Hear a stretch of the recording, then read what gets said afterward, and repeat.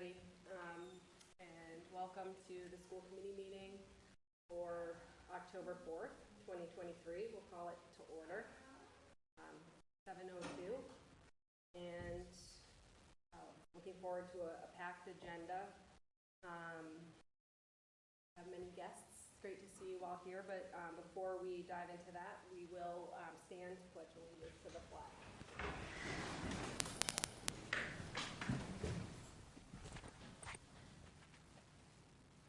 Allegiance to the flag of the United States of America and to the republic for which it stands, one nation, under God, indivisible, with liberty and justice for all.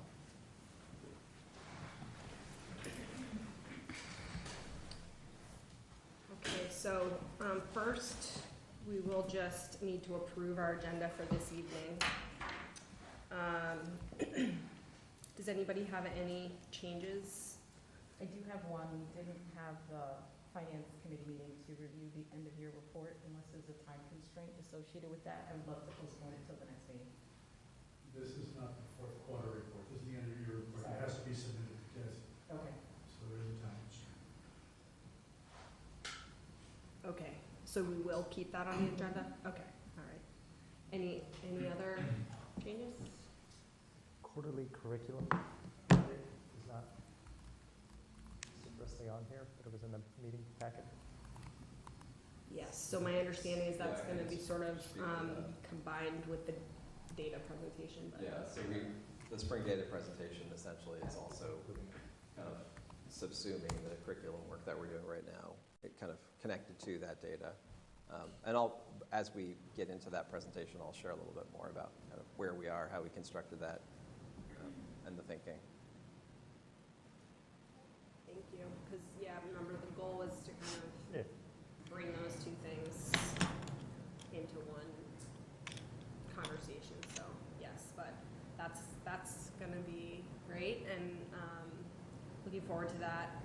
Before we get to the superintendent's report and all of these important presentations, the first item is citizen speak.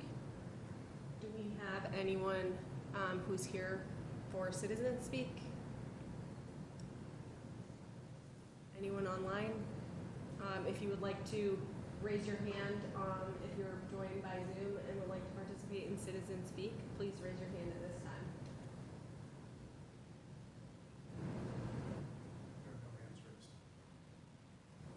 All right.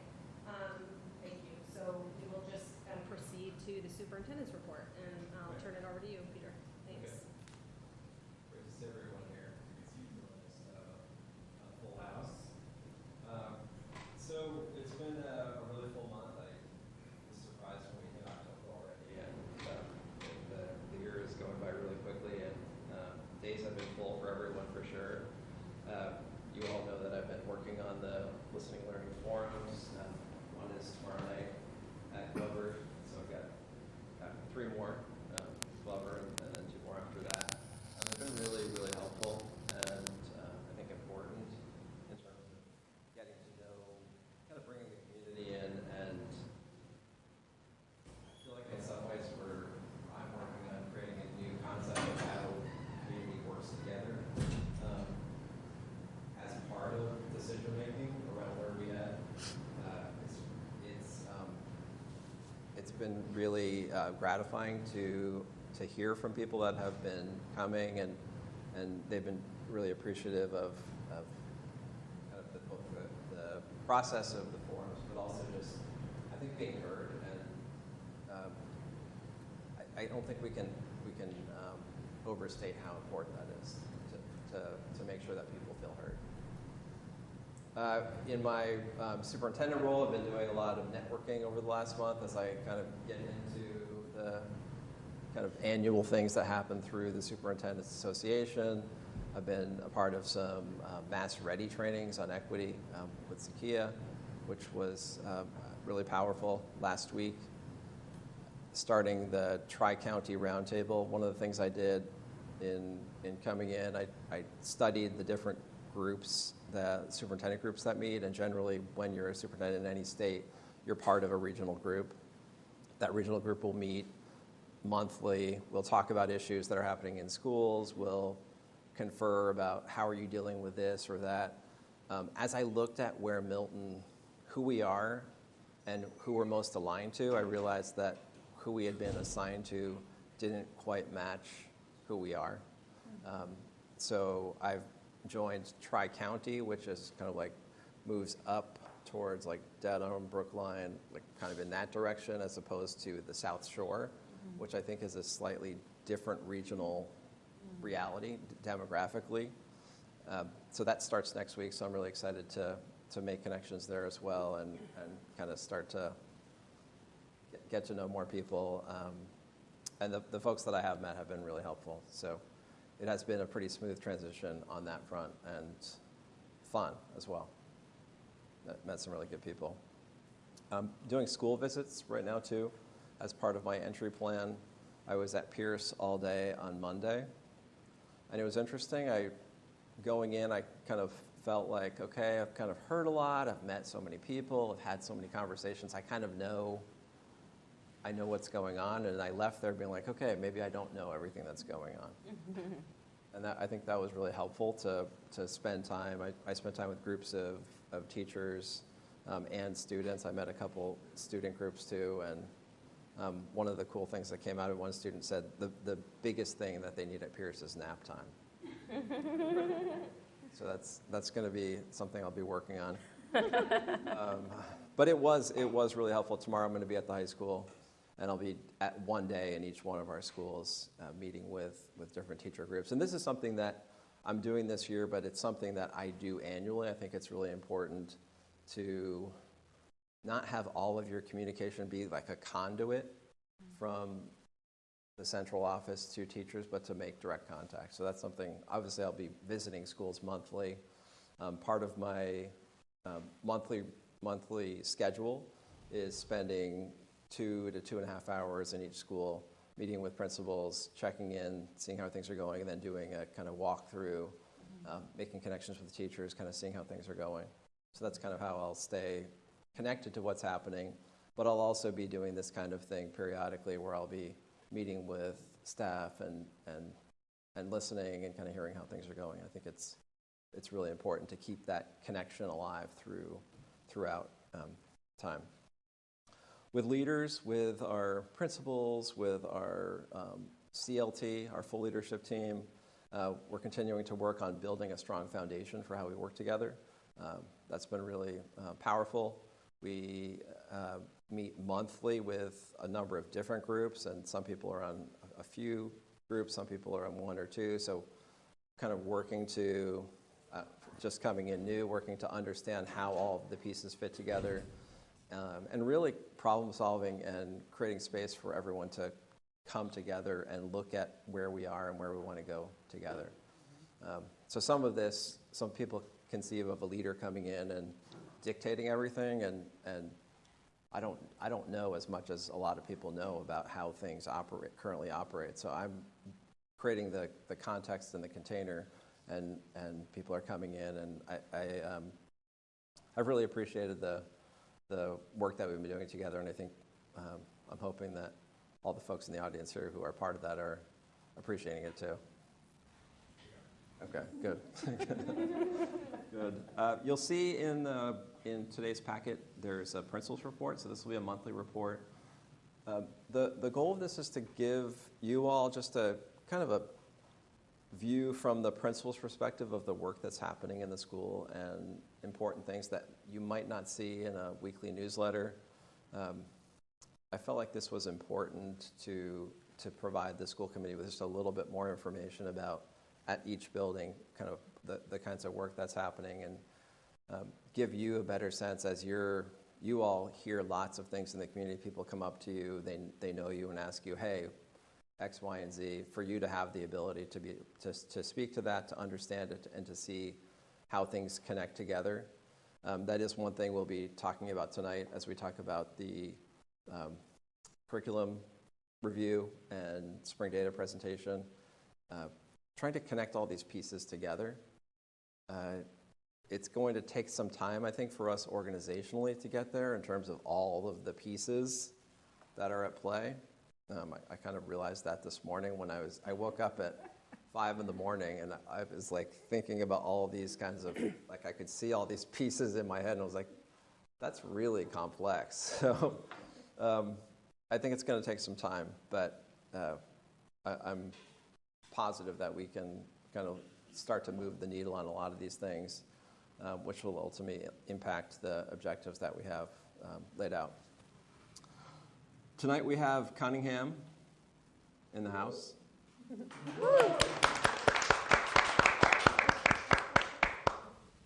And I can take questions now, or we can hear from Cunningham. I'm open for either.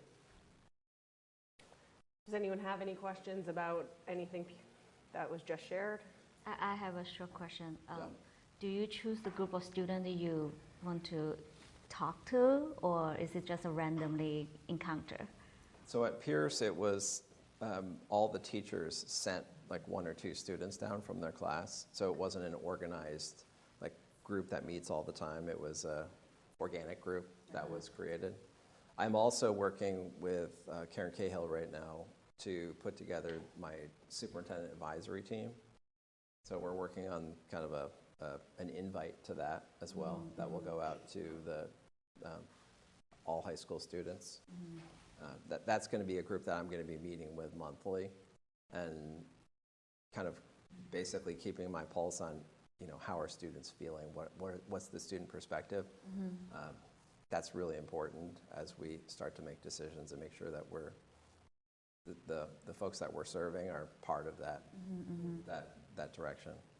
And is that group of students, the high school student group that you try to compose, is it in addition to the leaders they have elected previously? Yes. Yeah. And how do these two group of students going to work together? Or is there opportunity for them to work together? There could be. I think the one thing I've realized over the years is that there are certain students that are drawn to being on student council, and it's important for me to have a group that's representative with maybe students that might not step up to the plate but have the capacity to. So that's kind of one of the goals I have in putting this group together is a reflective group of our Milton student body. Well, we've heard a lot of positive feedback, so I appreciate the fact that you've been thoughtfully engaging our community members, because it means a lot in terms of building goodwill as you enter the district, so thank you. Yeah. Thank you. It's been great. It really has. Now the main event.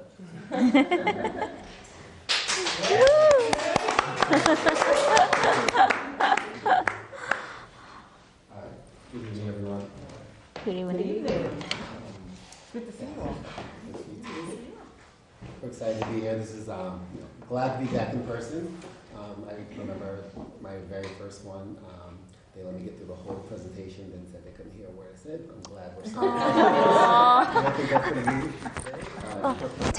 Take one of this. I mean, Oh, no, he's got the mic. That mic. take one Oh, I of think the mic is The mic's the mic's right there, designed for Bobby. that. share with Andy. That Do you want it now? Share with Andy. Perfect. I'll share it back. Am I going to be able to see the presentation? Oh, thanks. Perfect. All right, so getting right into it. So today we're going to go through our site council presentation. We're going to talk about some of the work that we are doing here at Cunningham.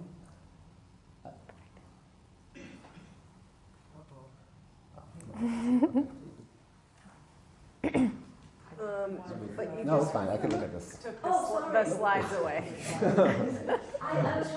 very efficient. Yeah, that's perfect.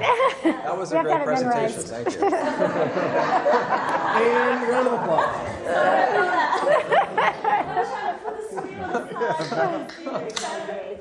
There it goes again. We get the hint. All right, so the structure and the format are going to be familiar. We really want to talk about who we are as a Cunningham school. We're going to talk about the goals that we have, the ways you can look for the work if you're coming to visit Cunningham School, And then while we always like to share Cunningham experience with you through video and picture, it's there. I know that due to time, you might want to watch it on your own time, but I want you to know that that's a link to what I think is a great video Mr. Young put together for us. So today in bold, as you can see, I have Mr. Young, our assistant principal and curriculum coordinator, and Mrs. Butler, our early childhood director. But you can see, and I always pride ourselves on the big team of Site Council members that we have. You can see all their names up there, and that list is the same from last year, minus a couple people who graduated from Cunningham, because I asked them not to leave until we got through this presentation. So my hope is that not only will we be able to stick with this team and continue the work that we're doing here at Cunningham, but also grow the team. So we sent out information for new families to sign up, and hopefully not only will this team stay together, we'll be able to add new members, more representation, both from within the school and within the community as well. And our mission statements that teachers came up with, and sort of the words that sort of reflect what it takes to sort of achieve that mission statement. And you can see from the words there that it's all around support and working together and knowing that this collective effort is the only way we're going to make sure we have high-performing students in all of our classrooms. It's a collective effort from all of us to work as a team. And you'll see, hopefully through the theme of what we present today, is that with your support, we're able to put things in place to help really build more collaborative structures within the school that allows teachers to work together to plan for lessons that really support and meet students where they are.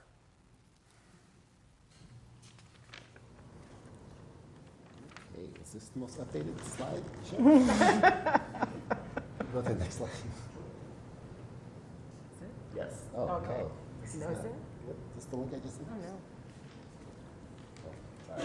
So that data chart is filled in, but I'll just describe it now to everyone here. And we can change the slide deck, because I think part of that slide wouldn't be in it then. So at Cunningham, we have 610 students. Is that we have 136 students on this individual education plan. And we have multiple students who need reading support or math support, French reading support. And I say all this, so that's a lot of adults working with students and supporting students in different various grade levels. So the effort that, the support that you've provided to allow us to create times in the day where consults can happen, where teachers can collaborate and plan together, so that when they're working together, it's more effective at meeting the students.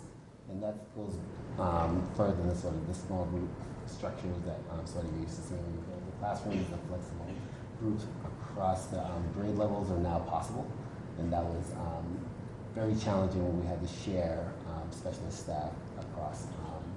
We couldn't control schedules the way we'd like to. So I want to first say that that really carries out sort of the new work that we're able to do around using our staff to engage students. Sure. Do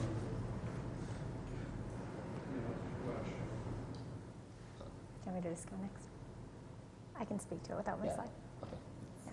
So I wanted to turn it over at this time to Mrs. Bella, because obviously the work starts in preschool. We have a special education preschool program here at Cunningham School that Mrs. Butler is going to. I can speak to it without the slide, and you'll certainly have it after. The thing you'll miss out on most is cute pictures of preschoolers in action. But I'm excited to speak with you tonight a little bit more about preschool in the district. It's important to keep in mind that this is a district preschool program. So while it is housed at both the Tucker School and the Cunningham School, as students age into kindergarten, they may trickle into any one of our 4 elementary schools. This isn't like your homeschool neighborhood. These are all of our kids in these preschool programs. They just happen to be housed at Cunningham and at Tucker. But for the purposes of this evening, I will speak only to the programs that are housed at Cunningham as it relates to the building and kind of fitting in with the population as a whole. So at Cunningham, in order to support our youngest learners, we do have 2 distinct preschool programs housed there. One is our substantially separate full-day ABA program, and the other is the half-day integrated preschool program. So currently at Cunningham, we have 3 classrooms in that substantially separate ABA program, and then we have 3 classrooms for the integrated preschool half-day program, each having an AM and a PM. So we have 6 kind of classes of integrated preschoolers, but housed in 3 different classrooms. So that's kind of the makeup of what we have going on at Cunningham when it comes to programming. Currently, we have, well, actually, before I speak about enrollment, I think this is a good opportunity to just say out loud that this is, as John just mentioned, a special education preschool program. And with that comes, DESE regulations and guidelines that we need to adhere by. So I know that a hot topic in town right now is certainly enrollment and space and buildings and really working collaboratively and thinking creatively about that. So I think this is a really nice opportunity for me to share some of those guidelines because it can sometimes be easy to think, oh, it's just preschool. Do we really even need it? Or, can we put some more kids in there? But really, this is a special education program. And so specifically for these substantially separate classrooms, of which we have 3 at Cunningham, in 2 of the rooms, the maximum number of students based on the square footage of the rooms and DESE guidelines is 9. And in 2 of those rooms, our current enrollment is 7 in one room and 8 in the other. The 3rd room is much smaller, resulting in smaller amount of square footage. So the maximum number of students we can have in that room is 5, and we have 5 in that room right now. So that kind of just gives you a good sense of like why we have the preschool in the first place, the guidelines we are adhering to, and then current enrollment. So if you can do the math quickly, that leaves 3 slots open should someone come down the pike this year, or a few kiddos come down the pike this year that might require that type of setting in the full day. In the integrated program, again, we have different regulations to adhere to, but this is more of a ratio we're thinking about and talking about. So it's 49 to 51, meaning that 49% of the students in these integrated classrooms have individualized education plans, or IEPs. 51% of the students do not. So that's kind of the ratio that we need to make sure we are true to in these programs. In a general sense, the maximum number of kids we can have in those rooms is 15, using that ratio. Right now, we currently have 22 open seats for students in the integrated programs at Cunningham for students on IEPs, which is a comfortable number for me right now, given the information that I have, kind of projecting for this year, as compared to like historical data about how many referrals we have from early intervention at this point in time and things like that. So I think it's nice to kind of have these things in the back of your mind as you think about Cunningham, because it does make Cunningham a little bit unique. Every school kind of has their thing, and I don't think preschool is necessarily Cunningham's thing. I would love to think that it is. But it plays a big part in the school. It has a really large presence. It's a really important program. It is a special program. These students are 3, 4, and 5 years old, and their families are like entrusting us with their babies as they start their academic career in the Milton Public Schools. So we feel lucky and fortunate to be a part of the Cunningham community. And I know that we're on a time crunch. I could talk all night about space and numbers, but more important than that is the pictures you can see, thank you, Glenn and Garth, of the faces behind the numbers. So you see just some preschoolers here, all from Cunningham, ranging from our integrated program to our substantially separate program. And they're doing things like building early literacy skills. Phonological awareness is a really important factor in preschool in both programs. We see them building a love of reading. In the 3rd picture from the left, you see a communication board that's being used outside on our playground. So big thanks to the Milton Foundation for Education and the Mouse Pals Foundation that allowed us to actually get a large vinyl communication board for every playground in each of our public schools. So it's a big deal because a lot of our students use iPads to communicate, and this allows them to communicate more freely on the playground. And even for students who don't use it, it's a lesson in inclusion. So again, just kind of like tying into the whole theme of Cunningham, it really is an inclusive place and a happy place, and preschool kind of like adds into that. So we're happy to be a part of Cunningham, and I'll pass it over back to, I'm going to change it. Can you go back to the slide before now, the charts? Yes. okay, perfect. Yeah, so I just wanted to emphasize sort of the structures that you're allowed to put in place, but thank you, Brenda. That was great. So specifically around the counseling and the student support, thinking about how we're able to use our adjustment counselor to actually go into each classroom if we do lessons. So for this month, she's actually doing anti-bullying lessons in every single classroom. She's differentiating it to the appropriate levels, and the teachers are going to work with her during those lessons, and that wouldn't be possible if we didn't have time for that planning to take place. So again, the flexibility that having our own specialists for each, for 3 of the specialists really supports us with how we use the staff that we already have. And the student support works the same way. We need to provide coverage for those teachers to go to those meetings to talk about students and how, you know, what things we can do to support them with the different resources that we have in the building. And again, the coverage piece is what now enables those meetings to be stronger, happen well. Okay, thanks. I'm going to turn it over to Andy, who's going to take us through our school improvement. Thank you, Dr. Redden. So as you can see, our school improvement goals overall align directly with the district's strategic plan. So I'm going to be taking the first 2, so I'll be talking to the safe and supportive schools as well as personalized learning and what we do at Cunningham to support those specific goals. So if we can go to the next slide, we'll start talking about safe and supportive schools at Cunningham. So it's no secret that students learn best when they feel safe, they feel supported, and they feel heard.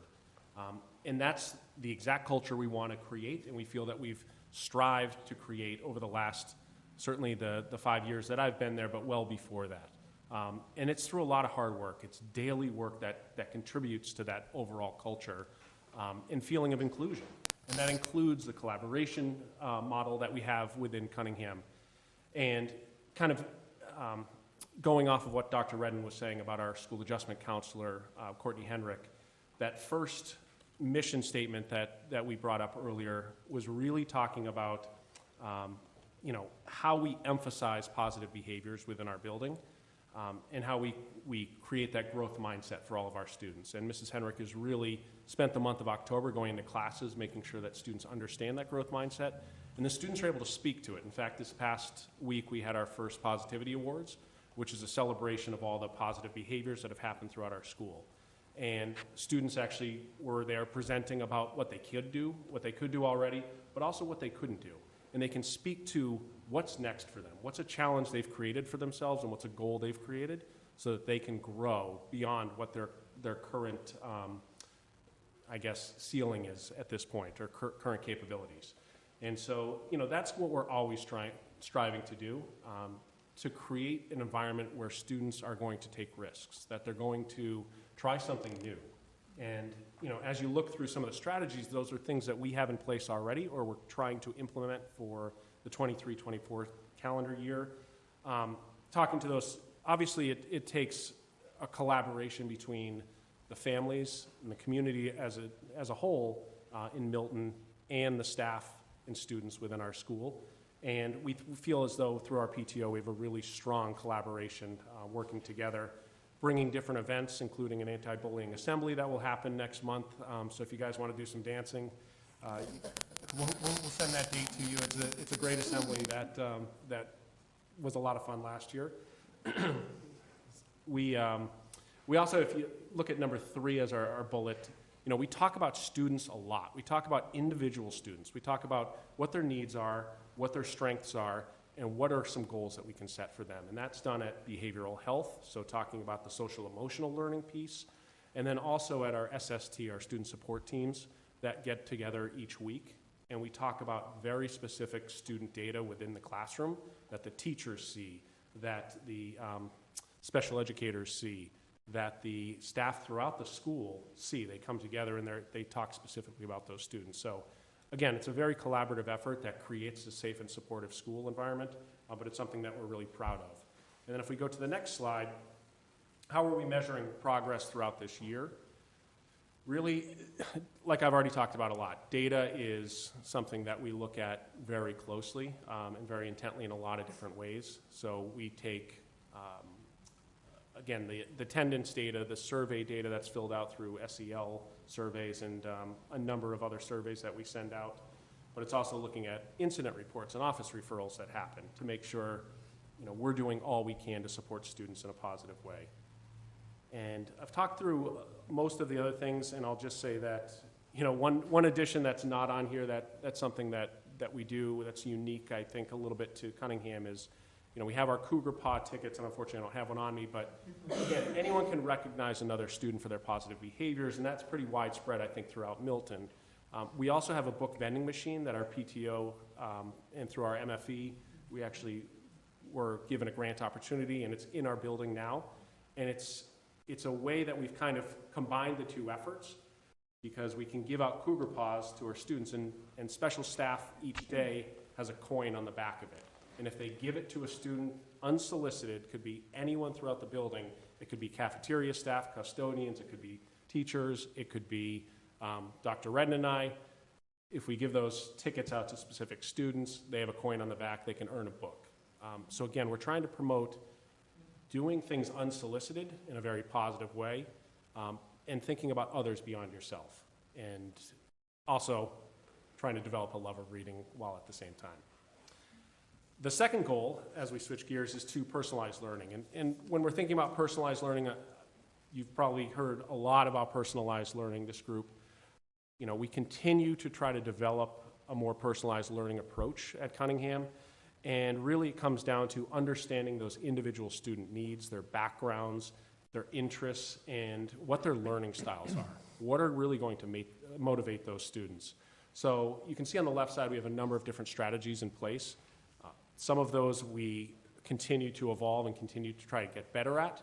So the first one is really thinking about the design of curriculum through that UDL lens, thinking about what are the overall objectives that we're trying to achieve, and then designing those lessons with those end goals in mind, so that each student can be successful, not everyone teaching everyone the same way, but thinking about how we can give students choice and give students overall agency, that they're making their own choice and their voice is heard, so that they're demonstrating their success in their own way. And one of the real strong initiatives that I'm excited about this year is that Erin Moore, and that second one, that professional development opportunities. Erin Moore is going to be a consultant that's going to be working with us specifically on personalized learning. She's coming to Cunningham on 2 dates, and I have those written down. Actually, the end of October and the beginning of January. And so she'll be working at Cunningham specifically with our staff and spending a full day with us. And that will include coaching, so she'll be going into classrooms, she'll be modeling lessons for specific staff, and then she'll be going through lessons and how to design those lessons to really think about each student and what their needs are. So I think that's a great opportunity for us this year, which I think is a much needed improvement. And then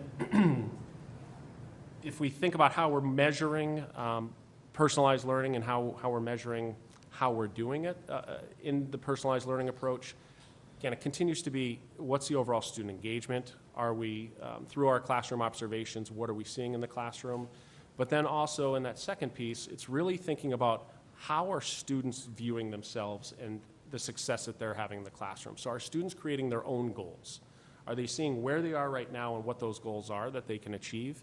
And are they trying to achieve those goals? And are they currently or constantly progress monitoring that process for them? And then if we switch to the next slide, I'll speak to professional development a little bit more and assessment. So this is a busy slide. The outside in white is the curriculum that we use throughout Cunningham. Nothing has really changed this year on the outside, so I'm really going to speak just to the middle piece, which is what you're going to look for if you're in the building. And this is how we're tracking personalized learning, what you'll see and how we approach personalized learning at Cunningham. And that's, again, continuing with that data piece. Data plays an important role in all of our goals, but thinking about common planning time and how we analyze the data and how we use that common planning time to create dashboards for our entire student population and dive a little bit more deeply into the needs of each student. We have M-Class as a brand new screener tool this year it's replaced our Lexia rapid screener. So that's our reading DIBELS model. We have iReady for math. We obviously have MCAS data, SEL data, and then we also have end-of-unit assessments and other assessments that are being done within the classroom. So we use all that information to understand each student. Student choice, again, I talked already a little bit about that. And then, I've talked about student ownership and accountability for their own progress and monitoring that. And then again, on top of it, the last thing I'll just touch upon is not only do we have PD opportunities this year, for personalized learning, but we also had a grant that we were given this year for across the district, so we can do a lot more diving into math this year, which was our new math curriculum last year for grades 1 through 5. And that will involve a number of modeling and coaching opportunities for our staff to be able to dive into it a lot more deeply and again, design modules as a whole. So a lot of great opportunities in this, and I'm excited about the work that we have ahead of us. Thank you, Andy. That was great.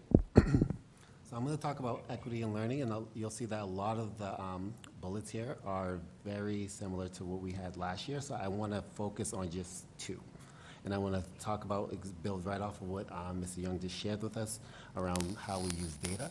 And then I want to talk about thinking about the structures in the classroom, and I mentioned how we have a lot more flexibility to meet students where they are due to the work that the teachers are able to do collaboratively together.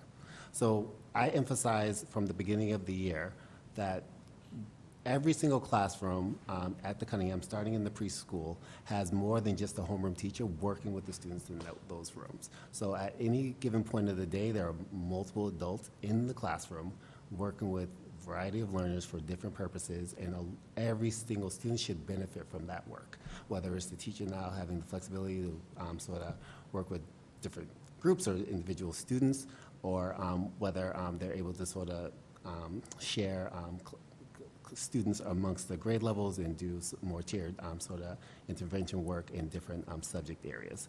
But again, that starts with the planning and sort of thinking about what opportunities and what environments we can create. And we want to start this inclusive learning environment as early as possible so that as they continue to go through Cunningham, they are learning to work together in these small groups, maybe without a teacher, and learning from one another and learning that students learn differently, and knowing that that's actually a great thing when you're starting to put something together collectively to have different ways to sort of get there. And the less rigid we can be around like this one avenue to sort of show us what you know, the more universal our sort of expectations will be around sort of what they are able to sort of share with us in the end.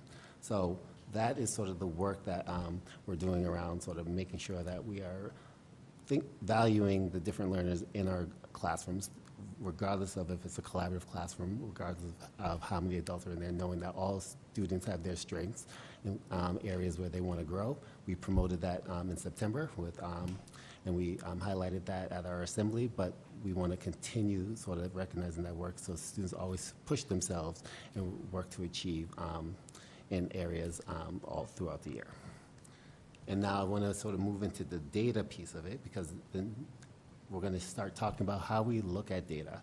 So first we have to share the data. So we already had a staff meeting where we shared some of the MCAS results, and that's where I'm going to do a time check after I go through MCAS, so we can start doing internal assessments after you have that information as well. But the MCAS data this year, if you go to the next slide. So last year we were the 93rd percentile. This year we're in the 92nd percentile, which, if you leave it there, it's like, what does that mean? What did we get worse? Did we get, what's going on here? So when you think about explaining this to teachers and knowing that they work hard and that they've, 92nd percentile is still very high mark in the state. We need to look at where students were performing successfully, and if you go to the next slide, you'll see that that was very clear to highlight. So if you look at the points that we achieved with all students, we are 3 out of 4, so for English arts for all students. But you can see for our lowest performing students on the MCAS, that's where we want to focus our efforts as far as making sure that we're looking at that 20%, that population of students, and seeing, are they in our intervention groups that we are sort of talking about this year? Are they in our, are they receiving supports in a way that's going to help them make gains this year?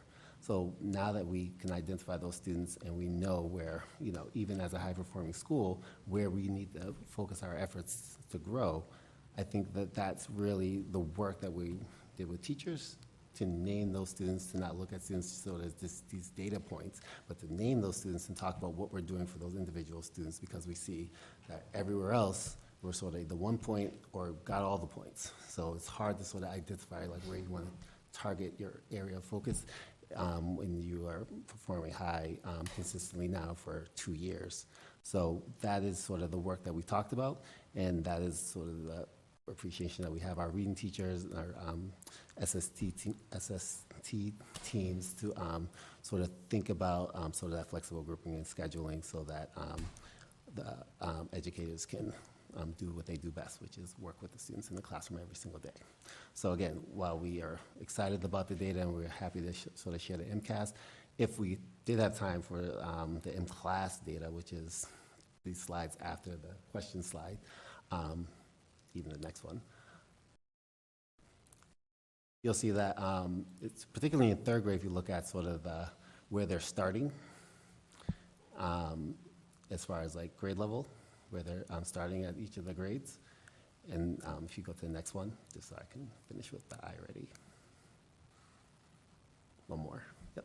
And you can see here, and this, when we shared this with Site Council, a great question came up, like how does this compare to the data from last year at this time in the fall? It actually compares well. We actually have more students on grade level starting this year than we did last year, but of course we want this data to show more students on grade level towards the end of the year.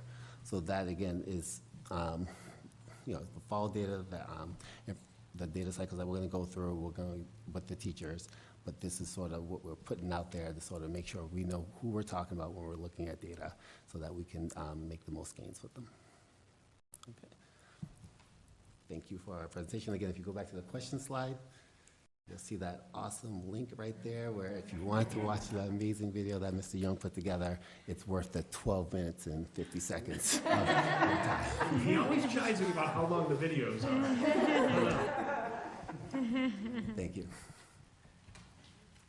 Thank you so much for the presentation and obviously all the work that it represents that you're doing every day at Cunningham. Does anyone have questions or comments? I'm gonna make a comment as a former Cunningham parent. I just want to say it was really great to see this presentation. I really liked how you kind of defined the pillars and kind of built upon last year's presentation. And I really also appreciate that you were looking at the data, but also looking at the kids as kids. And I think that's what we often forget sometimes when we get caught up in the data. So I really love that you're, gosh, I feel like I'm gonna cry.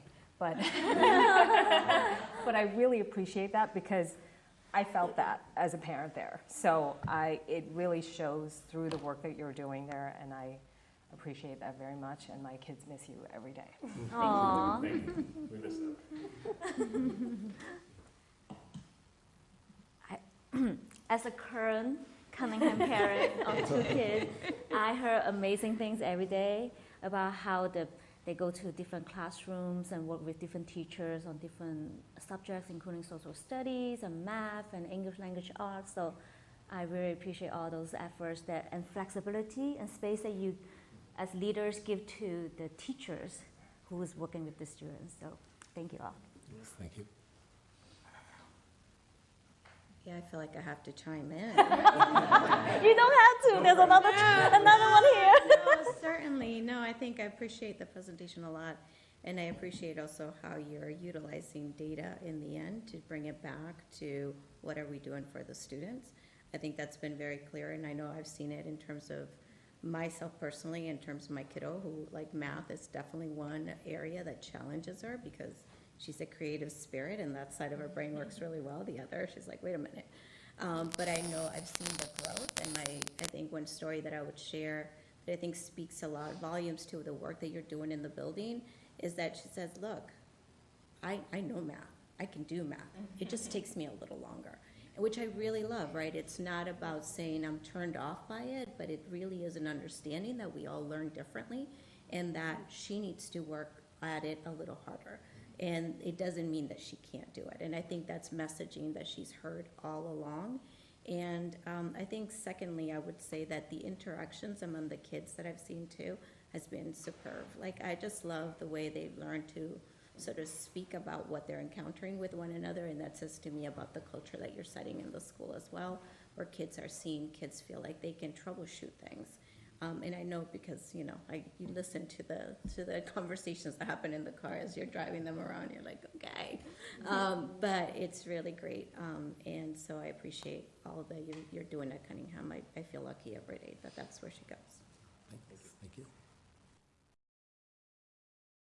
The pressure's on What's them.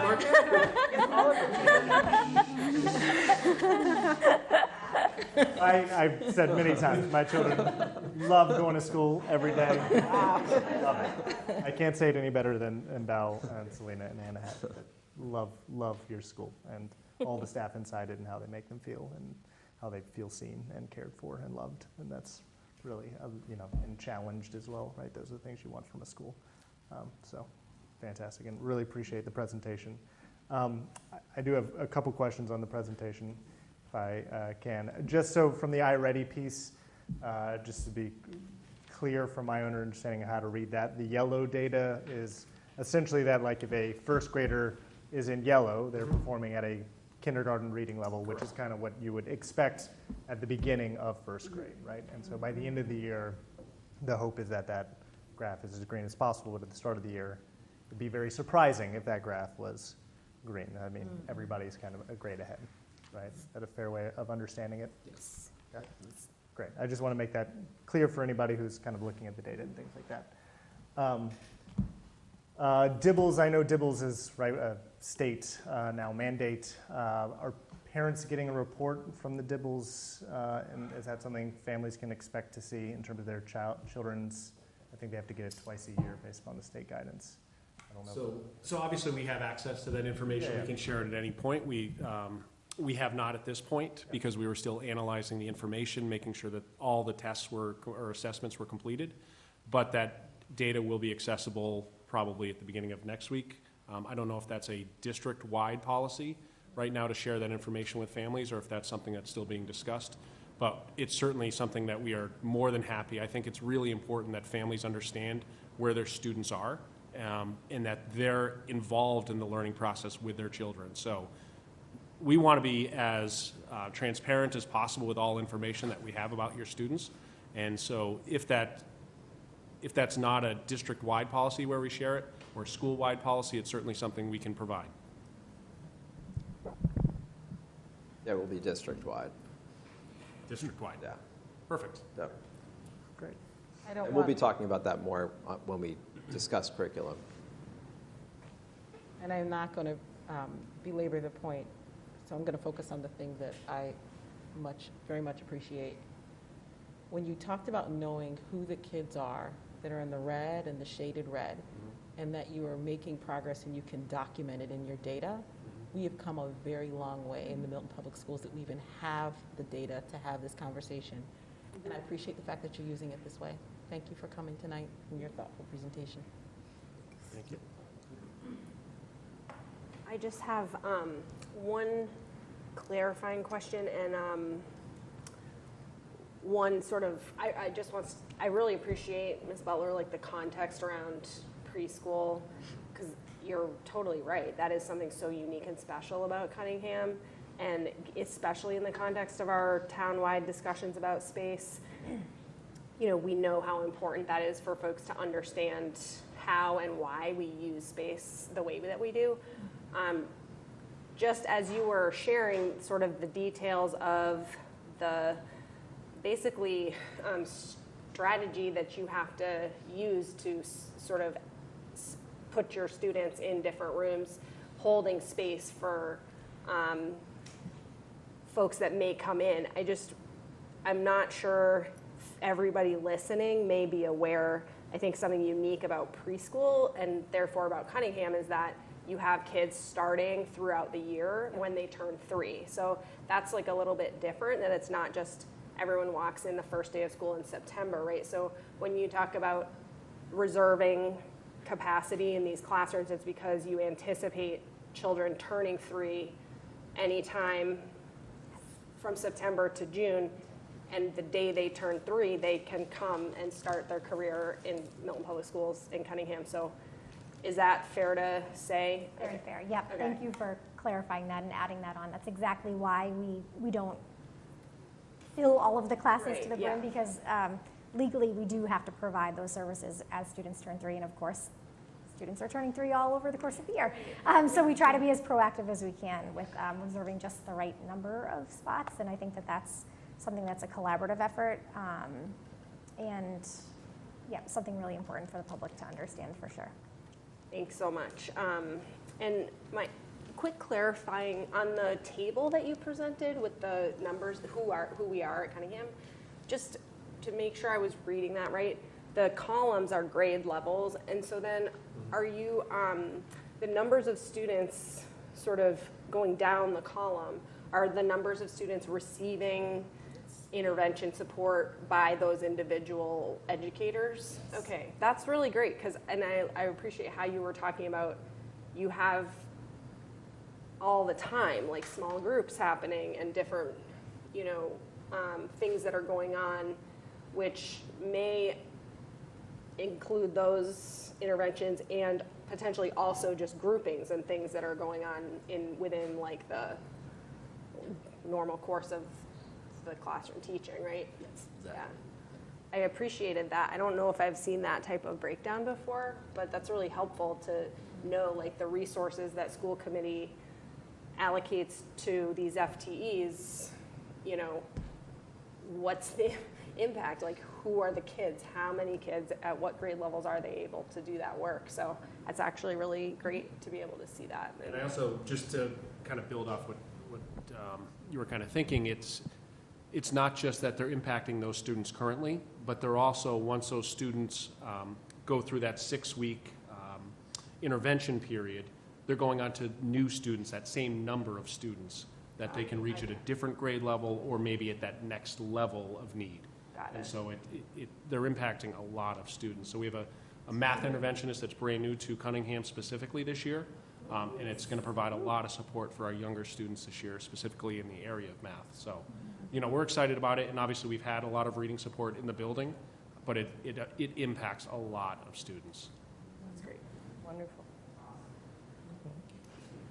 Thank you. Thank you. Thank you. Turned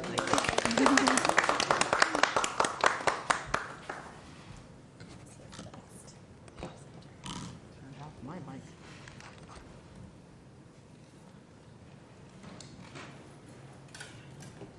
You want to keep going? My report. Yeah, I guess. Yeah. Thank you all so much for Thank you. coming. Yeah, sure. Great.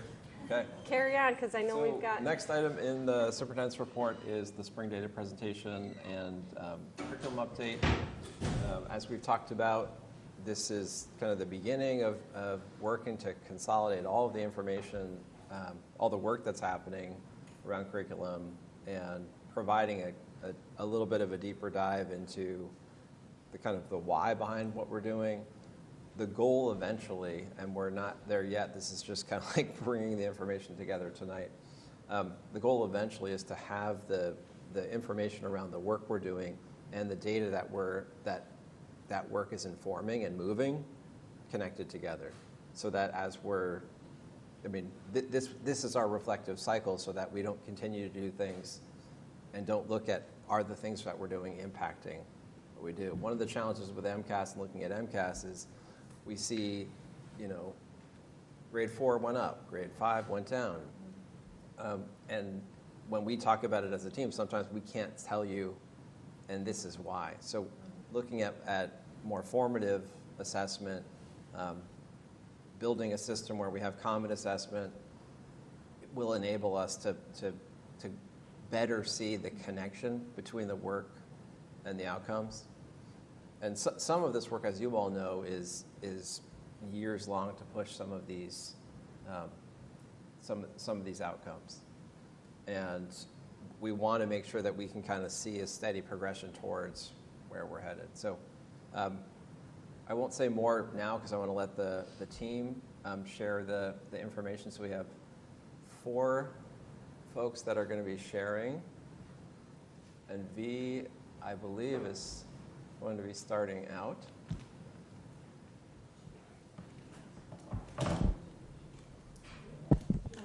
Is there an expectation that we are listening for today and we'll ask questions at a later date? Because I realize there's a lot of content they're covering. There's a lot of content. I mean, I think tonight questions would be great if you had questions, but we can continue this. And I think talking in context with committee work too, I think that's something to talk about in terms of how does the curriculum advisory committee take maybe some of those questions, kind of go to that level and then come back. So that's another thing for us to, I think about and talk about. I agree. Yeah.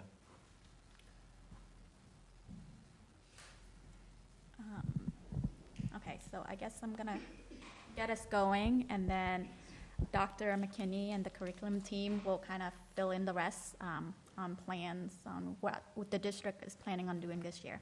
So I'm kind of glad that you got a chance to hear from the Cunningham first before we do this kind of MCAS takeaway, because I always feel like I come in and I give the very high-level 50,000-foot view of what's going on in the district, and you all want to know, like, well, how does it play out day by day in the school? What are teachers doing? What are students doing? And I feel like the site council presentation gives you a really good feel for that versus what I'm going to do now, which is going to take us back up to the 50,000-foot view.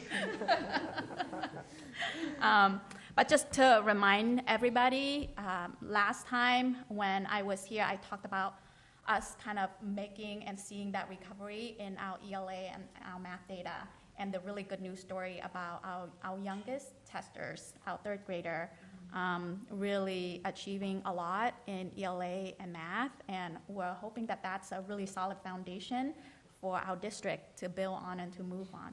So I said that I would come back and give you some more analysis, so if I can go to the next slide. So some more good news. All Milton schools have met, exceeded, or made substantial progress on the accountability targets that are set by DESE every year. And these accountability targets include measures such as MCAS achievement, growth, attendance for high school graduation rates, and advanced coursework, as well as progress on English learner proficiency. And I'm glad to report to the school committee here today that Collicott and Glover are 2 of 66 schools recognized in the whole Commonwealth as schools of recognition for their high achievement and high growth this past year. So a lot of kudos to the schools, the hard work that the teachers, the students, and the parents put in to make sure that our students get everything that they need to continue on that track of, high achievement. Okay, so next slide. So this is kind of an overview of where all our schools are. And as you can see on the accountability percentile, that's how the state is comparing all the schools in the same grade band to each other, to their peers. So all the elementary schools are compared to each other, all the middle schools are compared to each other, so on and so forth. And as you can see with the high accountability percentile here, our schools in Milton's are some of the best in the Commonwealth. We have very high accountability percentile, and you see these similar numbers year after year. So high performing district, and we continue to make progress towards the improvement goals that the district set for us. Next slide. Okay, so last time I said that I would come back with some data about recovery and the pace of recovery for our district. And so this slide is basically just breaking down by grade level the percentage of students meeting or exceeding expectations on the ELA MCAS, okay, for the last 4 years of testing. And in the gray column, you can see where our district numbers fall as compared to the state numbers. And green percentages are where we made gains back right? And red are, where there might have been some decline. So comparing our district number versus the state number, you can see down the line that at almost all our grade level, we're making progress back, and we're making more progress than the state is. And then if you are looking at the last two columns, that's comparing the numbers back to 2019, prior to the pandemic. So when you look at these numbers, you see that obviously there's still a ways to go to get back to the achievement level that we all were prior to the pandemic. But when you look at our numbers versus the state number, in a lot of cases, we're outpacing the state. And this kind of overview can really show us where we need to put our effort. So I'm looking at this chart, and I would say that grade 4 ELA is probably an area where we need to focus a lot more attention on and try to figure out what is happening and what we need to do. So a quick question about that particular line item. Did the state change the standards at all during this time period? I mean, you don't have to answer. Your Garth probably would have the better idea. In terms of the curriculum framework standards? Yes. they No. didn't. No. Okay. Yeah. Okay, so I'm gonna move us to the next slide, which is talking about math, okay? So same kind of analysis. You see, for the most part, our math in different grade level is also making more gains back than the state. In some cases, not so. But then you look over at the 4-year, actually 5-year, because 2020 we didn't have a test, so it's really 5 years. You can see what the differential are between 2023 and 2019. And again, looking down the numbers of our district number versus the state, we're ahead of the state in a lot of cases, in almost all the grade level. And this kind of data, this is how we figure out where the improvement areas need to be and where the focus attention need to be. So next slide. This is looking at the district science MCAS numbers. And you see we have less tested grades here, but in the ones that we do, 8th grade, we see outpacing the state. And then when you look at the 4-year or 5-year rather, differential, Milton is actually performing higher than when we were before the pandemic. So we're back to that level for science. And if we can do it for science, then there is a lot of hope that we can do the same for ELA and math. Okay.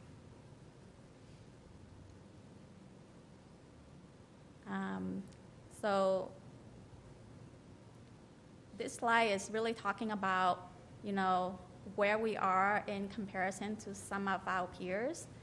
And every year, DESE produces a list of comparable peer districts based on our demographics and our total enrollment and our special populations. So this is the list, the latest list that DESE provided to us. So I picked a couple of districts off of this list, and we've also pulled data from some of our neighboring districts, just so that we have some geographical neighbors on the comparison as well. And if you move to the next slide, this is the shakedown of how Milton compared to the state, and also compared to the first 3 districts. Those are our comparable districts according to DESE based on demographic and special population. And then the last 5 districts are our geographic neighbors. And this is the breakdown of the special population in each of the district, the per pupil expenditure, because I think that's an important indication. If we're comparing district to district, like we also need to know how much resources we're putting into our student in each district, right? And then down below, you kind of see the performance, the 2023 MCAS performance for each of the districts. So according to these stats, you see that Milton is really performing in the same range as a lot of these districts that we're being compared to, either by geography or by DESE, special populations and enrollment. So we're not the highest performer in every category, but we're also not the lowest. But one thing that I do want to point out is we do have one of the lowest per pupil expenditure. That's even lower than the state average. So that's definitely something that we need to keep in mind as we think about resources and allocation for our students. Okay. Next. And then lastly, I just wanted to remind everybody that MCAS is one measure, but it is a standardized measure that the state uses to benchmark performance for every school in the state. Without MCAS, it would be hard to kind of compare performance between anybody. And so even though it's not a perfect measure in any way, and it doesn't necessarily capture learning perfectly at the individual level, because you can imagine if your child just woke up that morning on the wrong side of the bed, or your child is not a good test taker, they might not necessarily do well on the assessment. But at the population level, it's a very good tool to use to kind of gauge overall performance for the year. Okay? Secondly, the data here represent only our second data point post-pandemic. So last year, DESE made a really big point about making sure that we understand that 2022 is really the reset for the baseline. I know that a lot of us are looking back to 2019 because that's where we want to get back to, right? But 2022 last year is really the first point of data post-pandemic, and this year is the second point of data. And from the first to second point, we already see a trend, gaining, increasing, and so there's really hopeful signs for us in the district that we are past the worst of it already, and the more investment that we make into the district and into our student, it can only go up from here. And we recognize that even though there are a lot of gains, there are still areas of improvement to focus on, specifically on the achievement gaps of some of our subgroup students, because these students experienced the most unfinished learning during the pandemic, but we're also seeing signs that they are making progress back. They are making gains. It's just not as big a gain as their peer group. So they're still behind, One good news story that I did want to point out is that our students with disability actually surpassed their pre-pandemic achievement level. So the amount of attention, of personalized attention that the district has invested in our special education student, and that's paying off. And we're seeing their gains. So we're hoping that, everything will just continue to rise from here. And at this point, I can either take questions on the data, or I can turn it over to Dr. McKinney to talk more about our curriculum plan for this year and what we're planning on doing. Thank you so much for taking the time to walk through this in such detail over 2 meetings. I do have a question for Dr. Burrows on slide 9, especially when we start looking at the grade 10 ELA and math and science for subgroups.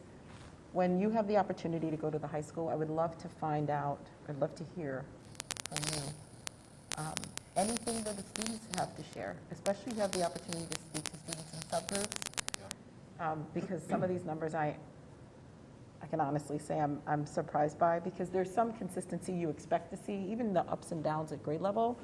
But I'm really surprised to see what's happening with some of the subgroups, and would love to hear any feedback you get from the students themselves. What have you heard from your own household about kind of assessment and how students are You know, approaching it? the interesting thing is, the one thing that I've heard from both teachers who've approached me privately and my kids are, attendance is an issue and tardiness is an issue, but they don't talk about it from a subgroup perspective, either kids or teachers. Yeah. The challenge is there a compelling reason to be here and to put forth effort? I can't say that that explains what we're seeing in subgroups. I'm very much a believer in data analysis and asking very good questions, because otherwise, by anecdote, you can make a lot of inappropriate assumptions. But I'd love to hear directly from these students. It'd be, Yeah. it will not be a representative sample, but anything is helpful. Yeah, I was going to say the subgroup data does make you, Doesn't match what you would expect to see. no.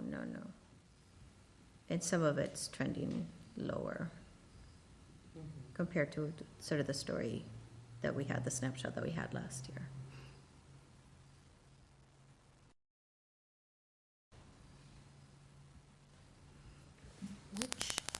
What is that? Which document are you looking at? Sorry, this is The my.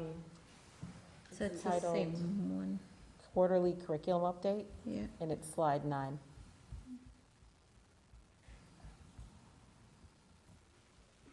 Oh, I'm looking at the wrong version again. yeah. You're not the only one, sorry. I was looking at the MCAS results. I mean, they had similar information. And it's so funny, because the people who are saying this are all on Max. Maybe it's us. I just had a question, and I know we kind of touched on this last year. I had 2 questions, actually. My first one was, I know when we talked about neighboring districts, I went back to the data from last year, and there was a different districts that we would use. Is there a reason why we kind of changed that up this year? Yeah, so DESI, are you referring to the DESI? No, the comparable geographic district? location The one. geographic neighbors? No, just representative Okay. sample. And then have we looked at like districts that don't have like as much of a tax base as we do, like commercial tax base, like to kind of see where we fall as well? Because I know some of them had more businesses and stuff that we don't have. I think that's a good point. Yeah. We can probably go back and add in some without the tax base to mirror Just to kind of kind of see, Milton. just to kind of give us an idea. Yeah. And then my other question was the subgroup, the Asian subgroup. I noticed that, I think it was grade 10 for math, they had, I think at the start of, before COVID, they were at 100% meeting or exceeding expectations. And then they came back up to 95% last year, and then they dropped down to 75%. And like, I know there are, things go up and down here and there, but I'm just trying to, like, if you could help me understand, like, why, like, big jumps happen. And I know it happens in other subgroups too. So what could we be doing? Is it something that we could be doing differently, or like, what is it? Or the N. Yes, so I was just going to say that. So one of the reasons that you see such wide swing between some of these subgroups is they're much smaller. So when, out of, for example, let me see, I think the Asian subgroup in 10th grade From math. only has 20 students. Okay.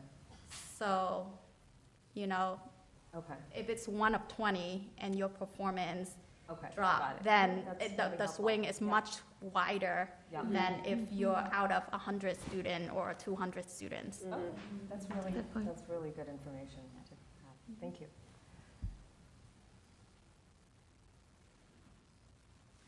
Actually, I wanted to ask, so you said, in terms of the peer district, because this is a conversation that we have every year, like who are our gold standard peer district that we really are comparable to. Right. And I would love to hear some ideas around this table. I mean, This is something that we talked about. this for a Fair while, question. and I hear a lot of names thrown out, but I just want to make sure that, if there are some that folks around this table feel like that is someone that we should be looking to and looking at, I would love to know what they are. I will say that when we had the budget presentation last year and the year before, because of the data that was being presented, we could have a lot more districts for comparative purposes. And I think each one of us has a different district in mind. Right. After looking at the data for 2 years on average per spend, the reality is we just spend a lot less. Like, just the reality is you can't ask for more when you don't have the resources. But in this case, maybe it ends up being that we come up with our standard list, and that for the presentation purposes, you picked a handful that are appropriate, and then maybe in the appendix there's more. But if you put what was in the budget presentation, I can tell you with my readers, I couldn't read that. But this is a great start, because the reality is the story wouldn't be very much, in my opinion, it wouldn't be very different. We spend less, and there's a variety of outcomes that really can't be explained easily. and I kind of want to just add on to that, which is like when I went on the school tours a couple weeks ago, it was really nice to kind of just see how learning has changed.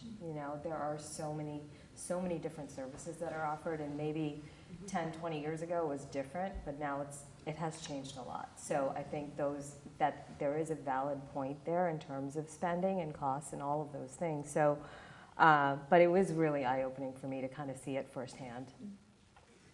Thanks. I think just thinking about peer districts, I think people have a conception, like Beth said, about, we all have different comparisons that we make. I think the high needs percentage is an important one, Yeah.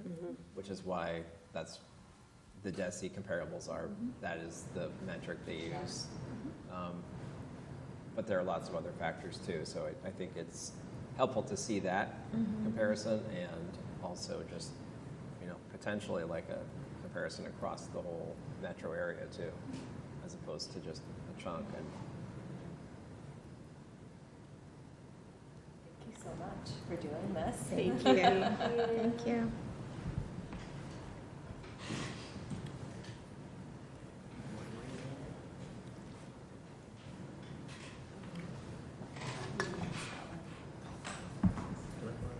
do you all want to introduce yourselves too for the audience?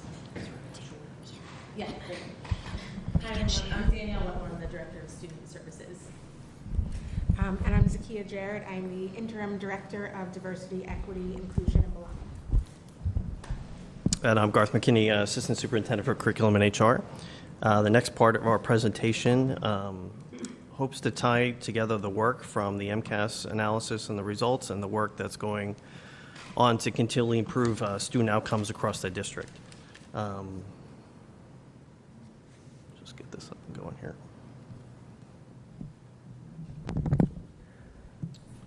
So of course, this work is tied to our strategic plan, that if we continually implement our strategic plan and improve our student experience, we'll increase student outcomes and ultimately have students ready to succeed in college and career.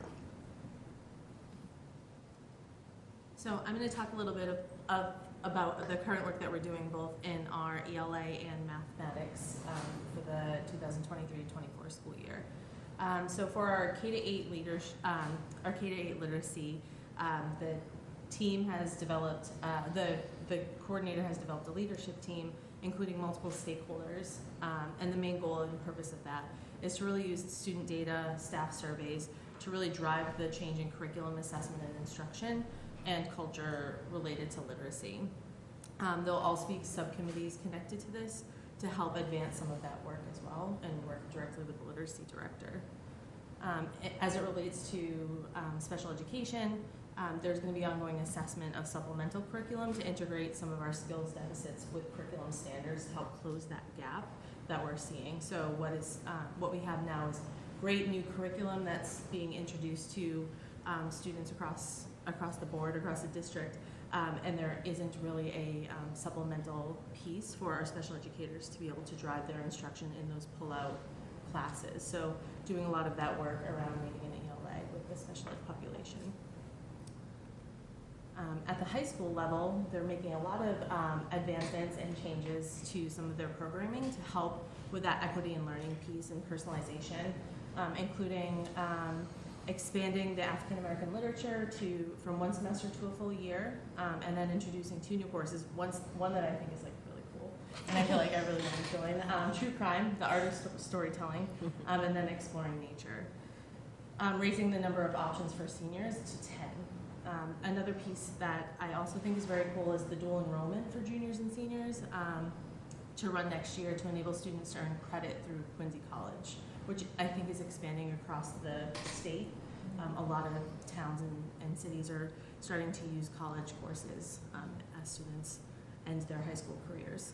And then ongoing collaboration with a focus on each English course unit as they're revised, updating and reshaping into consistent online formatting to meet the NEASC expectations. And then as Andy mentioned during the Cunningham presentation, the district has been awarded $145,000 to enhance the intro into math curriculum for grades 1 through 5. So there's going to be various professional development opportunities for teachers, and the specifics of how these funds will be are still being finalized.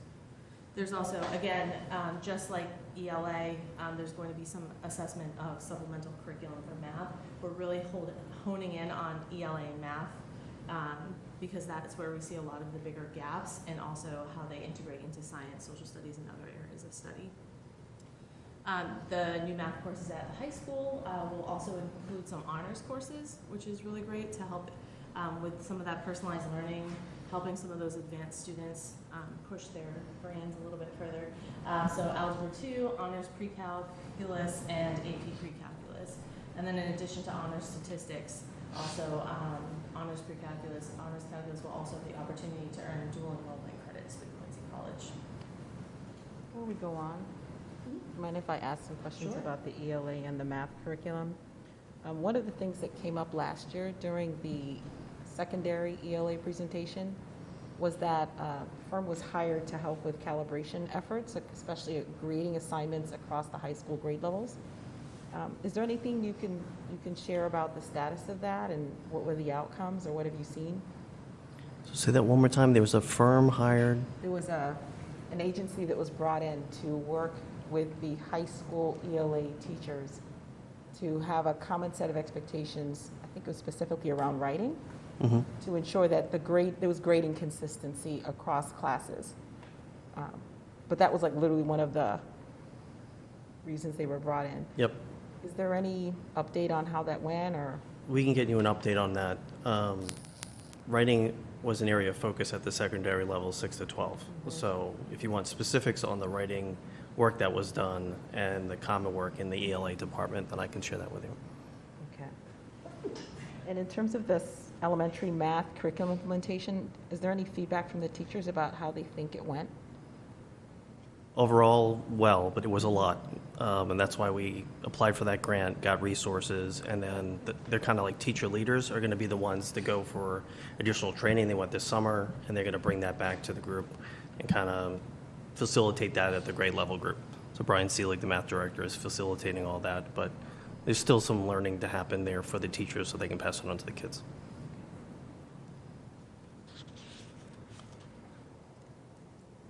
Okay, so talking about world language 1 through 12, for our French immersion students, we are implementing the EDAPEL, I don't speak French, early literacy screener. Speak Spanish though, so you can. It's true.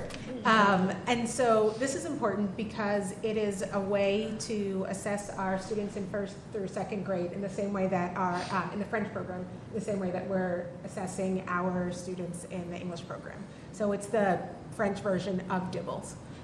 giving us really important literacy data for our early learners. And if you want to see more, you can click on here and find more stuff. But that's a good program.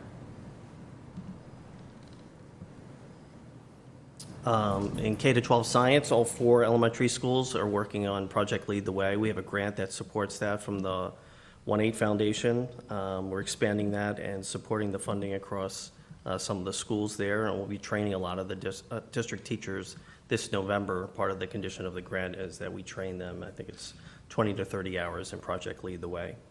The Pierce Middle School looked at their science results this September early release day, and just for perspective, you can see their scores from 2013 and where they are over the last 10 years to 23. So they've really done a great job in that science department in the middle school. And at the high school, they're running a new elective. And one of the feedbacks from NEASC across the board at the high school level was consistency around the curriculum, UBD units, common assessments. So a lot of that work that they're doing in department time over the course of the year is addressing that NEASC report and some of the continuing curriculum work that needs to be done.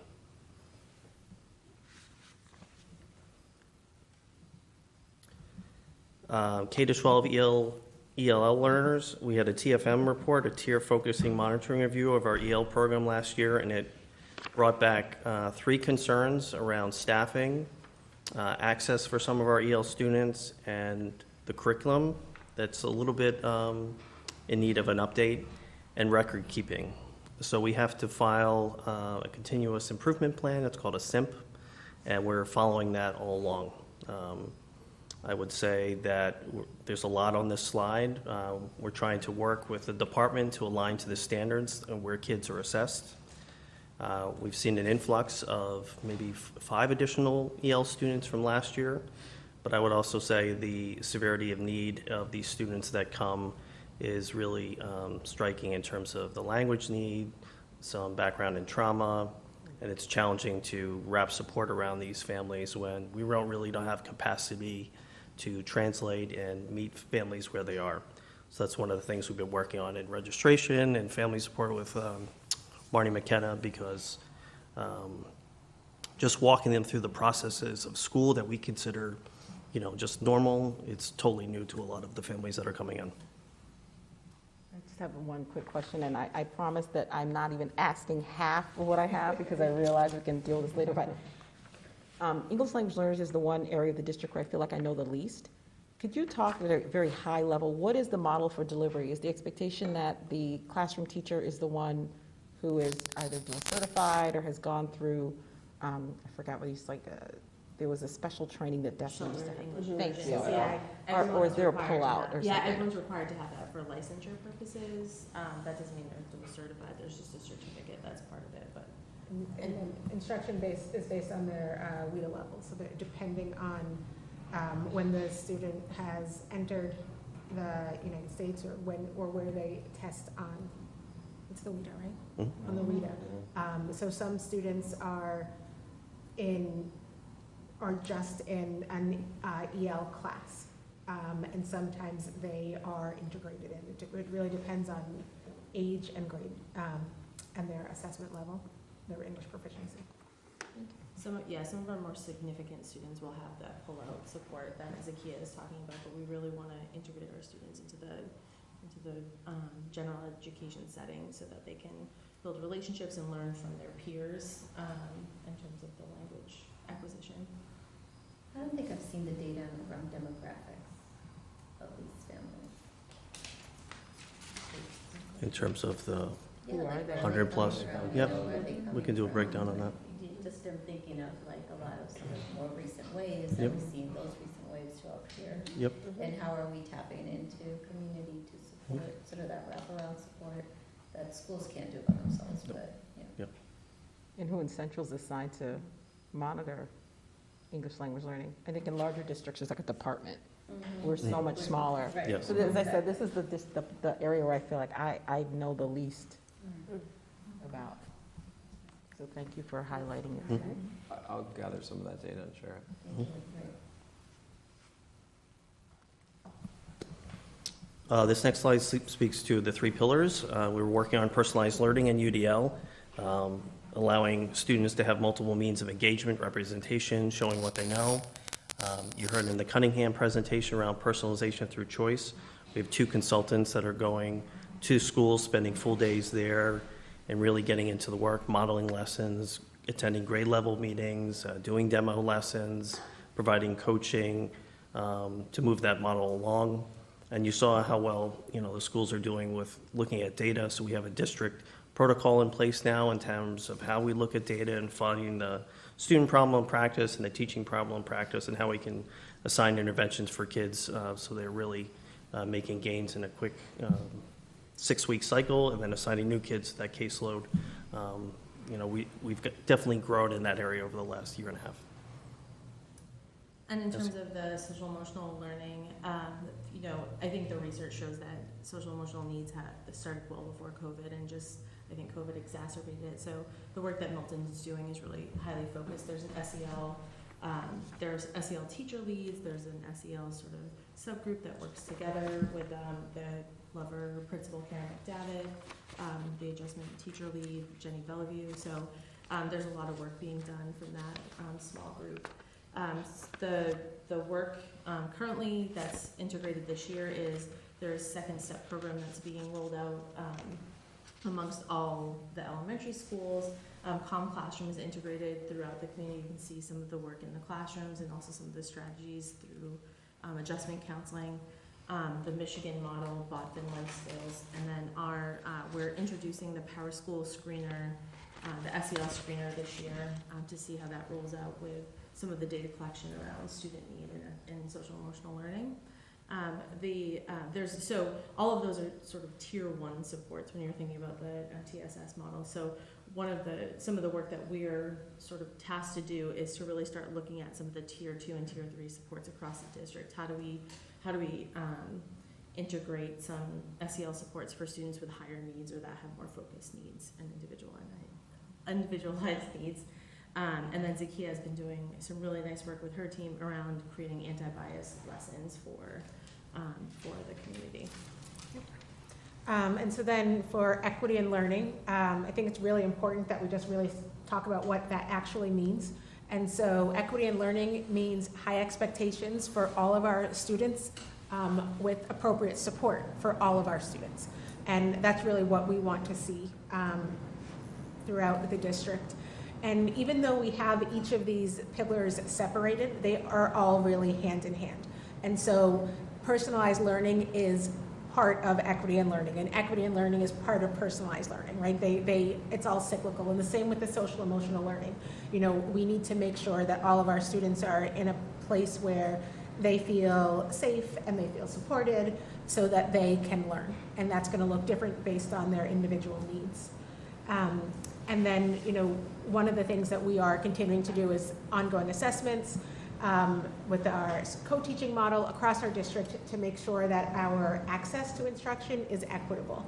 So for all of our students, regardless of their learning status, whether they have a 504 or an IEP or another need that is not necessarily written down in a legal document, that we are making sure that we are providing the access that they all need.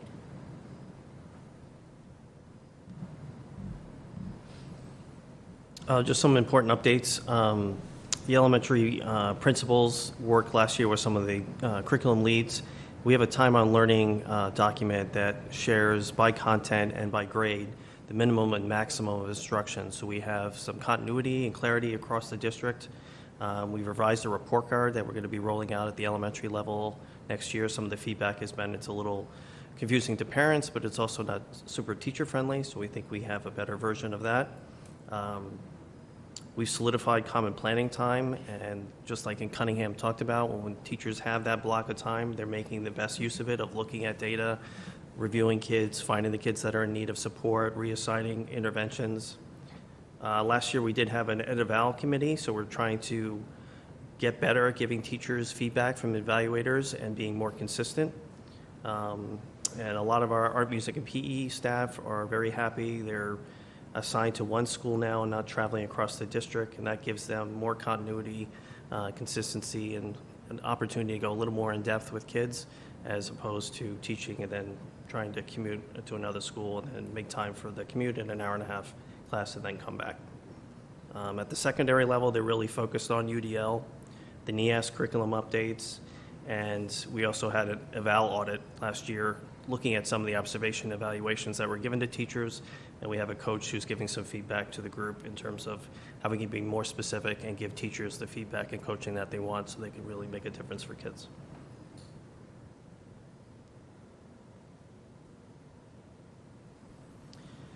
So in assessment, we're going to continue looking at these MCAS results. You heard tonight from the Cunningham group, we did have some new assessments. We have the Dibbles 8 or M-Class that we're rolling out K-5 that takes the place of Lexia. That was our screener last year. And then we have iReady, which is familiar to the middle school for math, but now they're using it in writing. That helps us meet the requirements for dyslexia and some of the DESE requirements. But we also use it to triangulate with other data and assign interventions. The other big part I'm going to be working on with the curriculum team this year is some common assessment database for formative and summative assessments so that when we see, for example, in the MCAS results, what's going on in grade 4, we can dig a little deeper beyond MCAS or Lexia and iReady and try to find out what is going on in those classrooms. Is it a level of teacher experience? Is it student demographics? And try to pinpoint those pieces and pass that information on to teacher teams. So as you know that there was a spring program review for the special education department. So there were 3 areas that were really highlighted.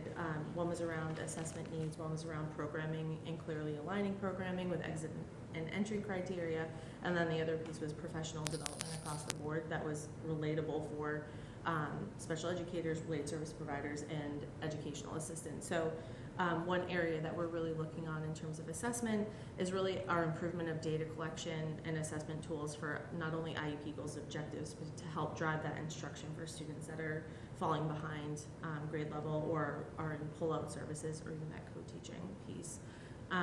And really looking at assessing the current elementary tools such as iReady and M-Class to see how we can use some of that data to help drive some of that instruction as well to support some of the special ed programming. And again, looking at that entry and exit criteria for a lot of our programs. And then identifying one of the pieces that are lacking at the secondary level is really those benchmarking assessment tools to assess what's working for the special ed program. So being able to identify some benchmarking tools from 6 through 12. I think 6 through 8, there's better data. It's really the high school level that's credit-driven, grade-driven, that we're missing a piece of that benchmarking data collection. So really looking into that and figuring out how we can help our special educators identify what students need on a triennial basis and with some progress monitoring.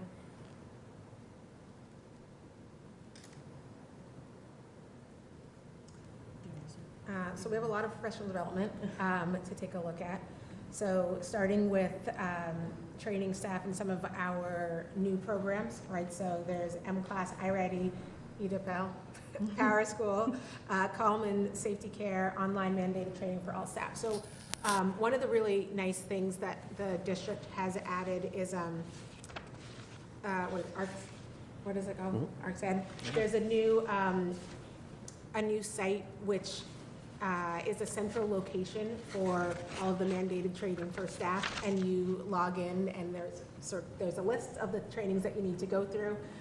Is very clear, and you can go through them one at a time at your own pace, and so that educators have been able to do that rather than sort of gloss over in a marathon of training on the first day of school. I think it's been much more effective and much more manageable, and it also it records when staff have done it. So from a district level, it's clear to see when everyone has received the training instead of hoping everyone is listening in an auditorium. Sorry, I just lost the slide. And then some of the other professional development we're looking into, I think Garth has done a really nice job of starting to clean up and organize how people receive specific training that they need and professional development that they need. Again, looking at that student services professional development plan, Out of our office, we're really working on looking at that as a year-long and then longer-term approach, so that teachers are getting the PDPs that they need, educational assistants are getting what they need to help support students in the classroom, such as how to read IEPs, how to look at accommodations, and how to integrate those accommodations in the general education setting. This spring, Garth got the feedback from those educational assistants to see what they felt that they needed. So one of the larger pieces that they were really interested in was around not formal safety care training, but some of those interventions that they can use to help de-escalate students in the moment and get them back on track and in class. Zakia and Dr. Burrows went to Mass Ready to talk about racial equity, diversity, and inclusion training, to have that racial equity, diversity, and inclusion training. And then each department is also developing their own professional development.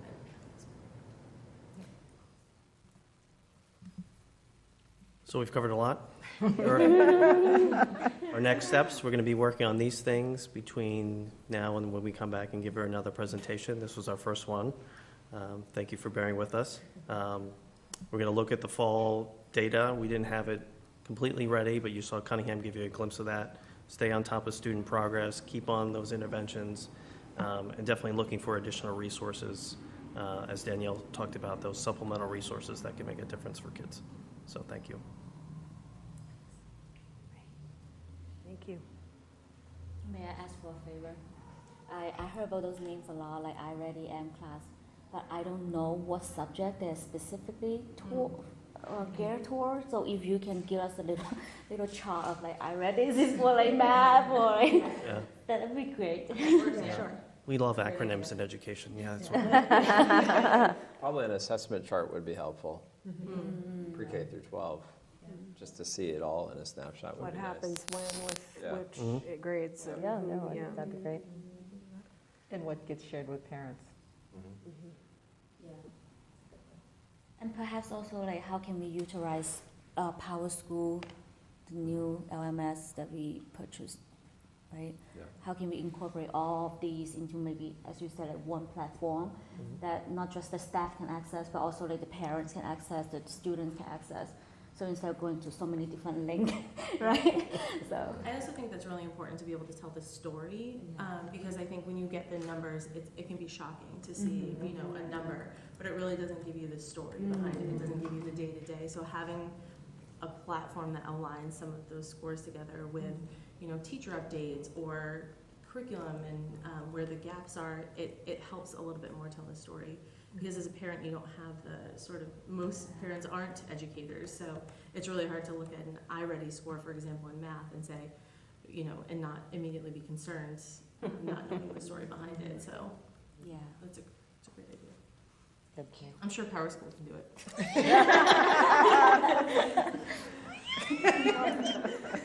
I feel Too soon. Yeah. But so like on that note, in the next steps piece, I mean, I know, Peter, you had sort of envisioned this as a quarterly update that would come to the school committee.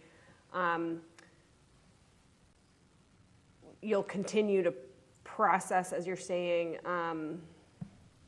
MCAS and find the implications there. Like V was, pointing out the ability to pinpoint areas that need attention. What is that sort of something we would expect to see at the next quarterly presentation, sort of like what you all have identified based on the data as the key areas to target subjects and grades, and what's being done to do that? I mean, I think we'll bring fall data, which Garth just mentioned, the M-Class iReady, common assessments, anything else that we think is helpful to kind of a point in time how we're doing.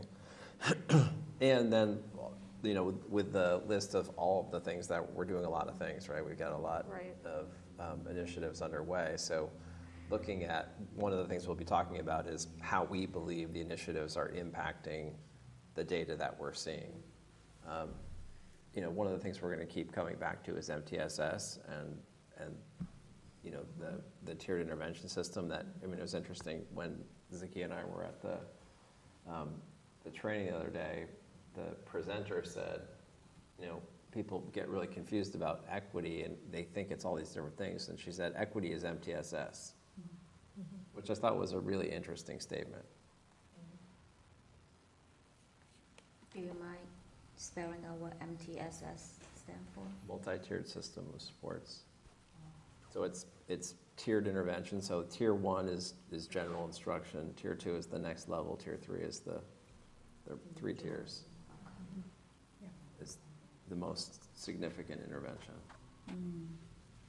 And so, for example, like at Pierce, where evidently, not just based on the MCAS, but based on the formative assessment data we've seen from previous years, like, you know, so would it be something where you would be able to drill down on that and sort of talk about these are the various interventions that are taking place, like in, Exactly, I mean, yeah. that's actually, I don't know that that's something we've ever had, honestly, like at, I mean, we hear from site councils, which is great, and we hear report outs on the data, but that ability to kind of think about the strategy from your all's level, you know, when you're working. And sometimes that might not be in an individual school. It might be like a group across several schools, as we heard with like the ELs, for example. But anyway, that seems like helpful to look forward to. And it's like looking at Pierce, for example, you know, you can look at what's happening at Pierce and the systems that are in place, but you also have to look at how the students are coming into Pierce. Right. And so looking at 4 elementary schools and Fidelity and, you know, are they all kind of not just using the same curricula, but what does it look like in the classroom? So that's where I was talking about going into classrooms and all of us being really present in schools so that we know what's happening and can kind of speak to it and problem solve and engage, you know, all of our staff in figuring out where we go. Good point. I must say, I really appreciate this comprehensive overview. I know there's a lot of information here, but I really do. I think it sort of allows us to have better grounding on what's going on. And, Definitely. and not only in terms of curriculum, but also sort of the relationship with the data. So I think we can engage at a very different level. So with the information, so thank you for putting it together. For sure. Can I jump in with a few questions? Just a couple points that have come up, and I apologize. I was just taking notes as we were walking through some of the stuff. I do think, like, if we could see access data and kind of as it relates to kind of as we were talking about the EL stuff and performance, I think that'd be interesting to just see how kids are doing and how quickly we're moving them out of, how quickly we're flipping them and getting them through kind of the program to proficiency with English. I was, in looking kind of back at the data and then looking at kind of your discussed efforts, one thing that struck me was like how well the pace of recovery is going for ELA compared to math, and not that math is very poor, obviously, like as it ranks across the state, our performance is very high, but like my own experience is that like math is actually somewhat easier to more quickly push because it's very targeted skills versus ELA is like the same skills you're mastering over multiple years of like reading comprehension. It just generally takes longer to move. So I'm just wondering if there's any specific thing we implemented last year as it related to ELA, like new curricular program or anything else that we think kind of contributed positively towards that, or if there's anything we're looking at specifically this year as it relates to math to try and re-energize kind of some of that growth and get that to the place where ELA has gotten to as it relates to kind of getting back to pre-pandemic levels. So just on either end of that, I know that was a long-winded question. Yeah, I mean, I think it would be hard probably to pinpoint with ELA a significant shift last year that impacted MCAS scores at the end of last year, which we're just seeing. Garth, could you speak to, in terms of the iReady work and math, in terms of point in time, like for example, last year at the beginning of the year, kind of how that might shape our response to where we are with MCAS? ELA had common curriculum that they had been using for years previous. Math had new curriculum come in, particularly at the elementary level. So it's going to take some time for that to build up. We're at a better, probably 2 to 4 year space at the middle and the high school. So I think, teachers at the elementary level are typically more comfortable in the area of literacy. The math is an area that we're going to be working on. So I think over time, we have a better aligned curriculum with rigorous, aligned to standards. I think in time it'll produce the same results. It's just taking a while to implement and for teachers to get comfortable with it. The other side of the coin, for literacy, we focused a lot on writing because that was the area of decline after the pandemic. And the other area that keeps coming up is early literacy, phonetic awareness, those kind of key skills, phonics. The 2 coaches that work on that are going around through kindergarten and first grade and really helping those teacher teams identify the kids that are in need of support. So I think that plus the resources that we have in literacy make a huge difference. And now that we have more resources in math plus the new curriculum, I think in time you'll see the same or similar results. Yeah, just to restate, like overall performance mastery exceeding still extremely good, Mm-hmm. like top 10%. SGP obviously in math was not quite as good as ELA, so that context is very, very helpful. The other piece with the MCAS stuff I had a question about was science was extremely strong in 8th grade, and it was not quite as strong in 5th grade, although Cunningham in particular seemed to have be the only outlier as related to 5th grade science. And obviously, just to make sure folks aware, it's not a 1-year thing. That's content that builds over multiple years. It's only tested in 1 grade. Just for anybody who's not aware of that. So I don't mean to call it any individual teachers, right? That's obviously a collective effort to get to those scores. But just again, anything within that, the comparison to 5th or 8th, or standardization across the schools, because the performance in the other places are very good. And again, science performance overall, kind of 3 through 8, was the best out of all the subjects. So that was also something I noticed. Just one comment going back. So the 6 to 8 math curriculum were in year 4, and the 9 to 11 were in year 3. So elementary was only year 1. Gotcha. I just want to make sure I was correct. And your question now is about science. Science, yeah, 5th grade. And So 2 things I would say to that. One, the lack of clarity around instructional minutes for science. That new time on learning document, I think, is important. So now all teachers know the minimum and maximum they need to teach in that area. And now social studies coming online to be an area that's going to be tested as well. We need to build up teacher capacity in that area as well, because it's a K-8 effort. It's not just happening at the middle school. They do a great job, but it's those precursory years that building up content and lessons that make a huge difference. So I think that document will certainly help, but I think there have been anomalies with how the teachers divide and conquer science and the teacher teams. Some go by a content model or department, or they rotate units. Now we've been more deliberate in making sure that everybody's teaching the same units, same amount of time, so there's more clarity, so you can have more predictable outcomes at the end. yeah, great. Yeah, I think that's a great document. So it's something that's important. Another question, I apologize. It's okay, you can ask all our questions. I saved some of these to the end, should ask some other folks. So don't mean to put it all on you. One of the things around the grade 4 ELA, obviously the data that shown here, right, that's one of the areas of most kind of concern, or I guess focus, as was stated before.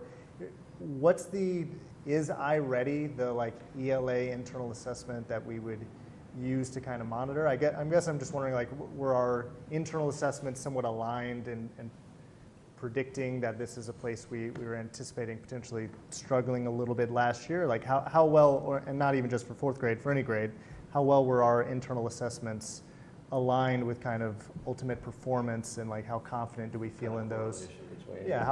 how confident do we feel like those are moving forward as it relates to kind of giving us an idea of how students will perform in these areas? Yeah, now we're getting into it. So last year we had Lexia. So that Lexia was really a screener to identify kids in need of support. It's not necessarily a progress monitoring tool. Yeah. MClass does sort of the same thing. iReady reading at the middle school is definitely aligned to MCAS. So we take that 3 times a year.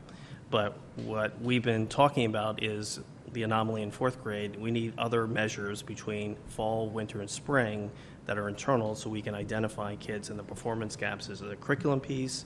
Is it a teaching piece? How do I identify that and find the kids that are struggling and assign other interventions? So that's like the next layer we're working on besides just these interim benchmark assessments that are done 3 times a year. What are all 4th grade students getting, and how can we look at the district, the school, the grade, and the classroom and have comparative analysis across the board? And that's kind of the next piece we're working on this year. Great. Yeah. Glad to hear it. It's really exciting. I had a question. This came up in a conversation with some families just since we were talking about the world language programs. The middle school French program, is there a French course available to students who weren't in the French program K through 5? Because I saw that there was Latin, which I didn't know we offered in middle school, which is great. And then I saw Spanish, but also it said French. But is that just kids who've been in the elementary program? It's a former middle school teacher, yes. Okay. That Do you is want to go? correct. Do I really need a mic? Yes. So in the middle school, there is only French immersion. And so that consists of 2 French classes. So that's the French humanities and then the French sort of literature course. Gotcha. Okay. And then the Latin and the Spanish are available to all the other students. Those are the world languages that are available. Okay. Correct. But can I assume that from the way the answer is presented, is that means that in high school there is a French course that student who does never take French can take? Yes. Okay. Other high school question, because it mentioned some of the classes. How many AP courses do we offer in high school? I want to say we're up above 20. I want to say 22. Get you the exact 20 was in my head, but Yeah, that's about right. 20 was in my head, but yeah, it could be 22. And then on that, have we looked at any or had any internal discussions about any implementation of AP for all courses within the district? We haven't yet, but I've done that in the past, and I think it's something we will talk about for sure. Yeah. For the record, Karen Cahill just texted me. It's 23 AP courses at the high school. I guess we know what she's doing. That is great. One of the 12 participants. All right.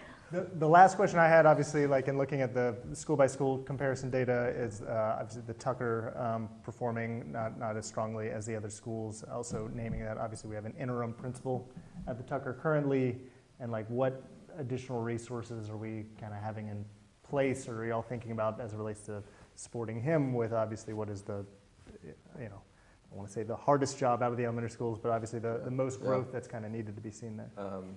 I mean, he's got a mentor. We also hooked him up with a mentor here. So Karen McDavitt is also working with him weekly and going over to Tucker. He's coming over to Glover and kind of learning. And, there's a lot of things, which he's shared in terms of his onboarding, in terms of understanding how things operate. And there's a lot that people just know, but it's not written down anywhere. So having that kind of in-district person as opposed to some leader from somewhere else to talk about what leadership looks like when you're not, he needs on-the-ground operational guidance, the things that he's never seen before. So that I think is really important and powerful. And all of us at the central office, too, are leaning in our various roles, too, and supporting in all the ways that are needed. And it's a new team, right? So it's a new assistant principal as well. So we're working with them, spending more time there than we might in another year, just because we've got a new team that is sucking up all the knowledge, and we're in there to support and continuing to communicate, problem solve, all those things. I'll just add two other things. Tucker also has access to Title I funding, so there's some additional opportunities there. And this is the first year they've had 2 or 3 additional special educators. 3. And I think some of that work, like we talked about, is going to take some time to play out, but I do think that those sort of intervention pieces that are going to look different at Tucker are going to make a big difference. So, Yeah, this is the first year they have a special educator for each grade, kind of assigned for each grade. Yeah. That's what he was saying. That's great.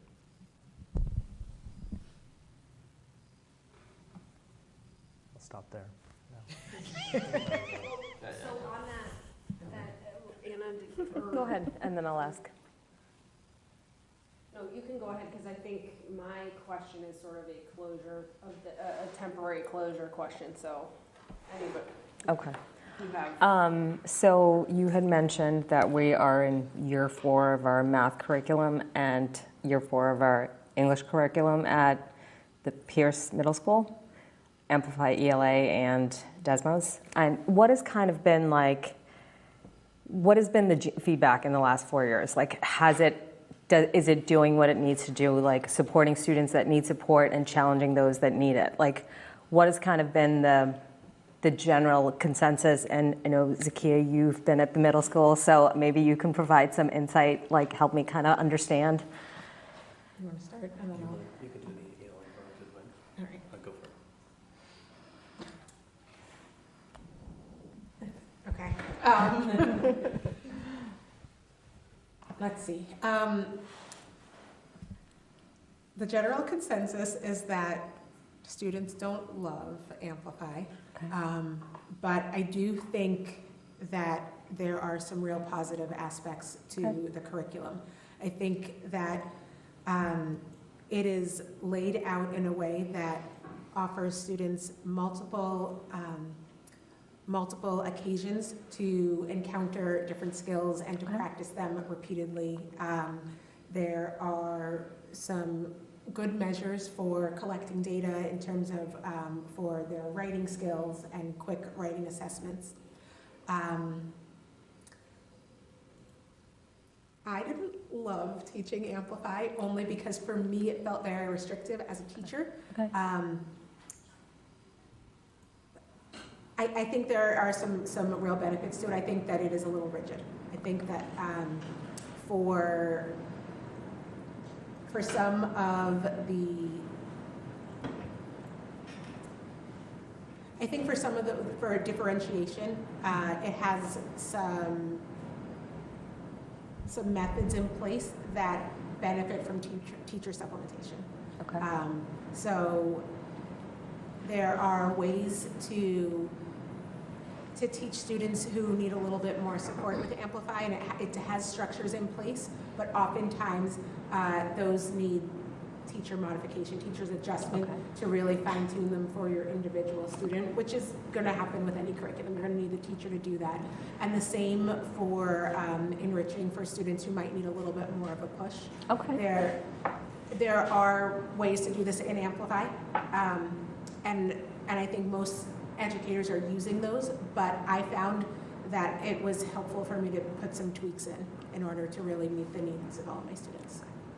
I don't know if that fully answers No, your I question. think that's great. Thank you so much.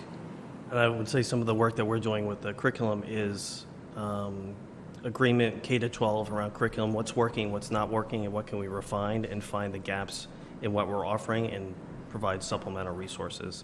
Not the notion of that every X number of years we have to adopt a new curriculum, but where can we find what's working based on evidence and data, not that you like teaching blank in a certain way, that it's making a difference for kids. And that's the part that we're coming to consensus on, based on the results that we see here, and how can we improve the curriculum. And not just teaching like one way for a certain group of kids. So that's the part we're building out capacity with. Okay, great. Thank you both.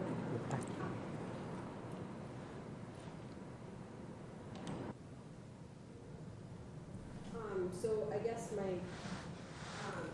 only question question was, you sort of alluded to this at the beginning, that there will be something to sort through, the relationship going forward with the Curriculum Instruction Advisory Committee to this work. Is that something that when we discuss at our governance retreat, sort of the continued, plan for our advisory subcommittees? I'm sorry. Rewind play. I muted to eat my cookie. I tried to mute myself to eat my cookie and it didn't come off. I knew the cookies were a bad idea. I really make out. Cookies be a bit. I apologize. Sorry, everybody. Too crunchy. We need gummy worms. I actually have those at home too. All right. Ollie was signaling is that, we're not going to resolve this right now, but that is part of the next step on our side, which is related to the next steps you all will be doing, which is figuring out, what is our ongoing relationship to this information in between the quarterly reports. And that's where this Curriculum Instruction Advisory Committee potentially has a role. And just to point out that I do believe that's on our list of things to talk about at our governance retreat to check in about. So you'll be there, so you'll be able to kind of help us navigate that. Yeah, and one of the things just that I'm thinking about as I think about what we talked about tonight is it could be a great place to, in the similar way we do with like the finance subcommittee, to kind of prep things almost, to look at fall data, to kind of dig in a little bit together and then bring that to the quarterly report. So it could be a way to like hit things, in a kind of a more of a committee environment where we have more time and can dig more, and then bring that kind of learning together to the quarterly report. I don't know. No, I agree. This was, I appreciate the fact that you covered so much content. And I think one of the structures we put in place in CIA the last few years is we focus on only 2 or 3 agenda items, so we wouldn't cover this much ground.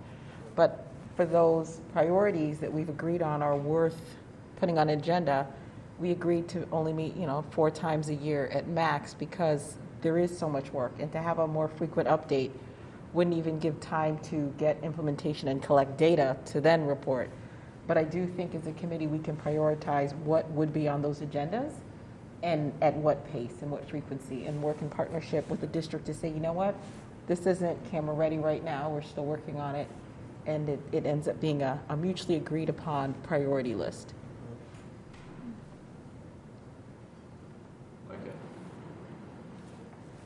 I'll just say there's a lot of really good news. Yeah.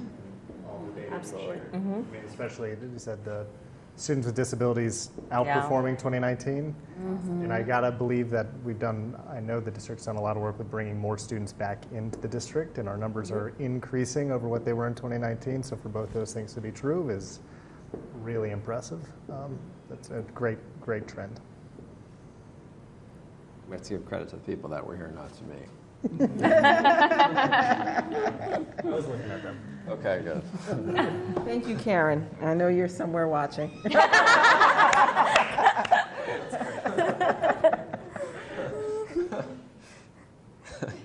Well, she might laugh because it's 11 participants. She answered a question. So I have the DESE end of year report on my superintendent's report, and I'd like to invite. Have a good night. Thank you both. Thank you so much. Thank you.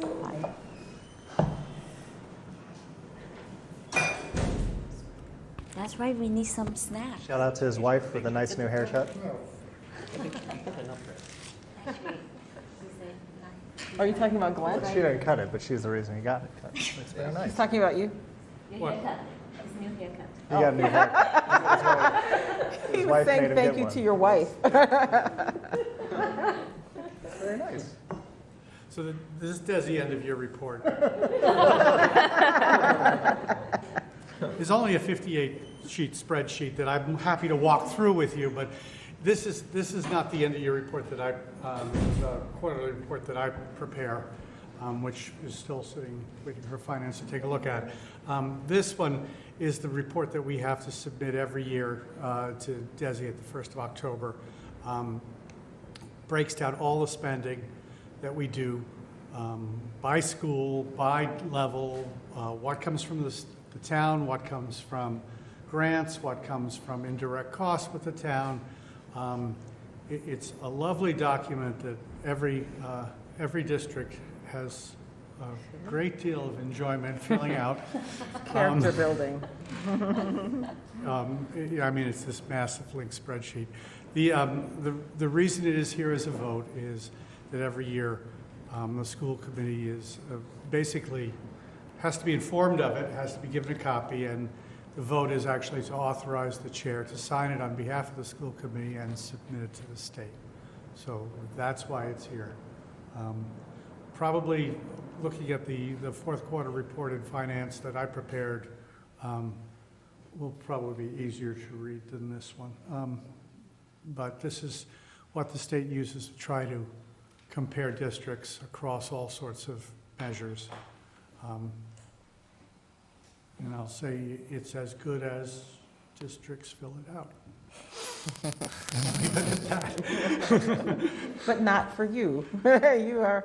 We have an expert in our business office at filling this out, Lisa McDonough, who, if there's a difference between the state's interpretation and hers, she's right. If you guys are tilting your head to read this, you can download it and then open it and then rotate yes. it. Yeah. Have great fun, and it's lovely bedtime reading. If we talk about this in the finance committee, I don't want to use up a lot of time, but I have some questions, and I've seen this before for my own purposes, but there are obviously many differences. One question, just basic, is the school committee budget line items, right, versus town. Can you just quickly walk me through, like, what are generally the things that are town revenue, as it's listed here, versus school committee fund revenue? Well, for instance, debt service lives on the town side. Yeah. Health insurance costs associated with school employees live on the town side. To the extent that there is an indirect cost for the Consolidated Facilities Department that's charged off against the town, that goes on the town side part. So, I mean, those are generally things that are just not in the school department budget. Things that, we have, we use to our advantage, but don't necessarily have control over, the spending of. So, I mean, basically that's the idea, is that we get those numbers from the town. Amy Dexter works them out, the town side, and gives us that, and Lisa puts it in the report. But we handle the grants, we handle, the breakdown of all the spending. It's interesting because they have it in different ways. For instance, you'll notice in the spending that's on instruction, in the instruction category, we have to break that out by school. Which sometimes is kind of tricky to do if you've just bought a curriculum for the 4 elementary schools. Do you break it out by per pupil? Do you break it out by, just split it 4? It is just a decision that you make internally. There is no necessarily guidance on that. So it's one of the reasons why there's a little bit of judgment calls on some of those things. We're supposed to break out computers bought for students and faculty by school. Well, if I buy 150 Chromebooks, I don't know where they're going yet. They're going somewhere because students are breaking Chromebooks right and left. So it's hard to, take an expenditure like that and say, well, it's so many of the Chromebooks are for here, so many there, when they're in fact, you don't know. So it's more likely to be say, well, we're just going to split it 4 ways or 6 ways or whatever it is, that particular expenditure. And for the viewing public, we do offer families the opportunity to insure the Chromebooks. Yes. And for some people, that is invaluable. But the school stuff is, the $58 million is what voted on in town meeting. Right. And then the other $17 million is ancillary resources from the town that Correct. hit the schools, like, as you said, consolidated facilities, I'm sure is the biggest one. Retired teachers' health insurance. Yeah, and all that is the charged to the insurance, town on yeah. a cherry sheet and things like this. You know, those are all, Yeah, I know that from the School-related. most recent warrant committee, how they were just talking about that. Great, that's very helpful to read. I still don't understand all the schedules, because there's so many sheets in here based on the different schedules. I know Schedule 7, just because of this transportation, that's one I'm very familiar with, but I don't know what 1, 2A, 1, 2B, C2, 3, 4, 19, like, and how all those numbers, does it really matter that much as I read this, or is it? it matters seems if you just- care. it's too long to say. I mean, I can get that offline, I guess, I'm just, Well, I mean, yeah. I didn't know there's there's, a lot of things there that, you know, some of them have to do with special education. They want to break out special education costs by, you know, primary, by secondary, by out of district, by, you know, and you know, we break out special education transportation by level of the student. So in elementary, you know, we have to break out buses by elementary, by secondary, and so forth. There's, you know, different schedules do different things because at some point someone wanted to know something and they just built another schedule for it, frankly. And so some of them are linked. When you put things in some, it populates others. So it's a lovely exercise in Excel. yeah. Character building. Yeah. No, but thank you and your team for taking the time to put this together, because for someone with a much smaller budget, these kinds of schedules, there's a lot of subjectivity, and you have to, you're working under the assumption that a person is putting goodwill behind some of the assumptions behind the numbers to make it all work. And to your point earlier, for comparative purposes, this is how the public gets to those average pupil costs, and, you know, garbage in, garbage out. But I appreciate the high quality of work. As you all know, I signed the warrants, and I have the opportunity to compare the accuracy of what's being invoiced with what's in the summary reports. And we have a very astute accounting office, and I very much appreciate the attention to detail that they pay when they're doing their work. Yes, there are assumptions that are made throughout here. If you take a curriculum coordinator who teaches 2 courses, we charge them off 60% as a coordinator and 40% as a teacher. Another district might not do that. You know, so you always have to take the granularity of the comparisons has to be taken with equal granularity of an equal grain of salt, in the sense that, you know, no 2 districts are the same, so nothing's going to absolutely line up perfectly, but it's a good snapshot of what last year looked like. Well, thank you so much. I'll make a motion to approve the Department of Elementary and Secondary Education FY23 end of year financial report. I second that. Okay, all in favor? Okay, it's unanimous. Thank you very much, Dr. Pavlicek. And anything else for the superintendent's report? That's it. It's a long report today, All wasn't it? right. Yeah, Yeah, so, that's good. so, okay, chair's report. This is gonna be brief, because I'll just propose that from now on, let's just try and be crisp and do what we need to do with these final reports, but I'm not going to dwell on anything. I just wanted the update. We had the discussion piece here under school committee goals, because last meeting we did sort of have the conversation pertaining to the superintendent's goals, which we approved, regarding the select board's 5-year projection, which had sort of come to our attention after we had approved our goals. We said that we would bring that back around, but I guess I'm just gonna suggest and see what you all think of this. In our conversation last time, with that information, we were able to have Dr. Burrows really like edit his goals in real time to to reference that plan. Our goals, which we already approved, refer to supporting the work of Dr. Burrows, as well as working with our counterparts, including in town government. And so I guess my wonder is, are we good to kind of keep our goals as is, as we approved them, knowing that it's basically implicit there that we are, also working with you to participate in that 5-year plan?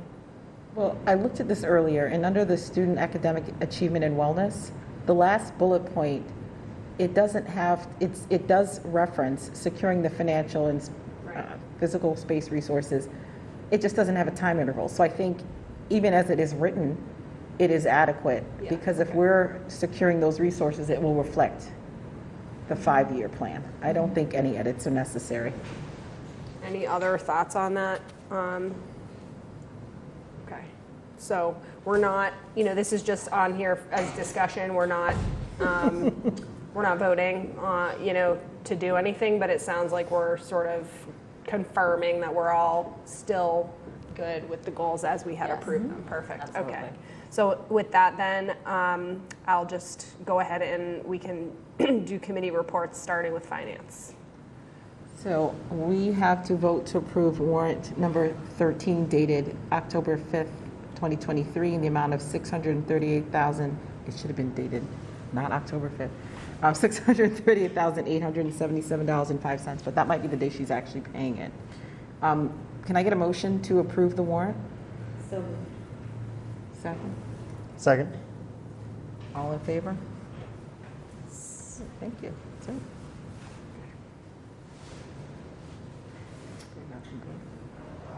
Okay.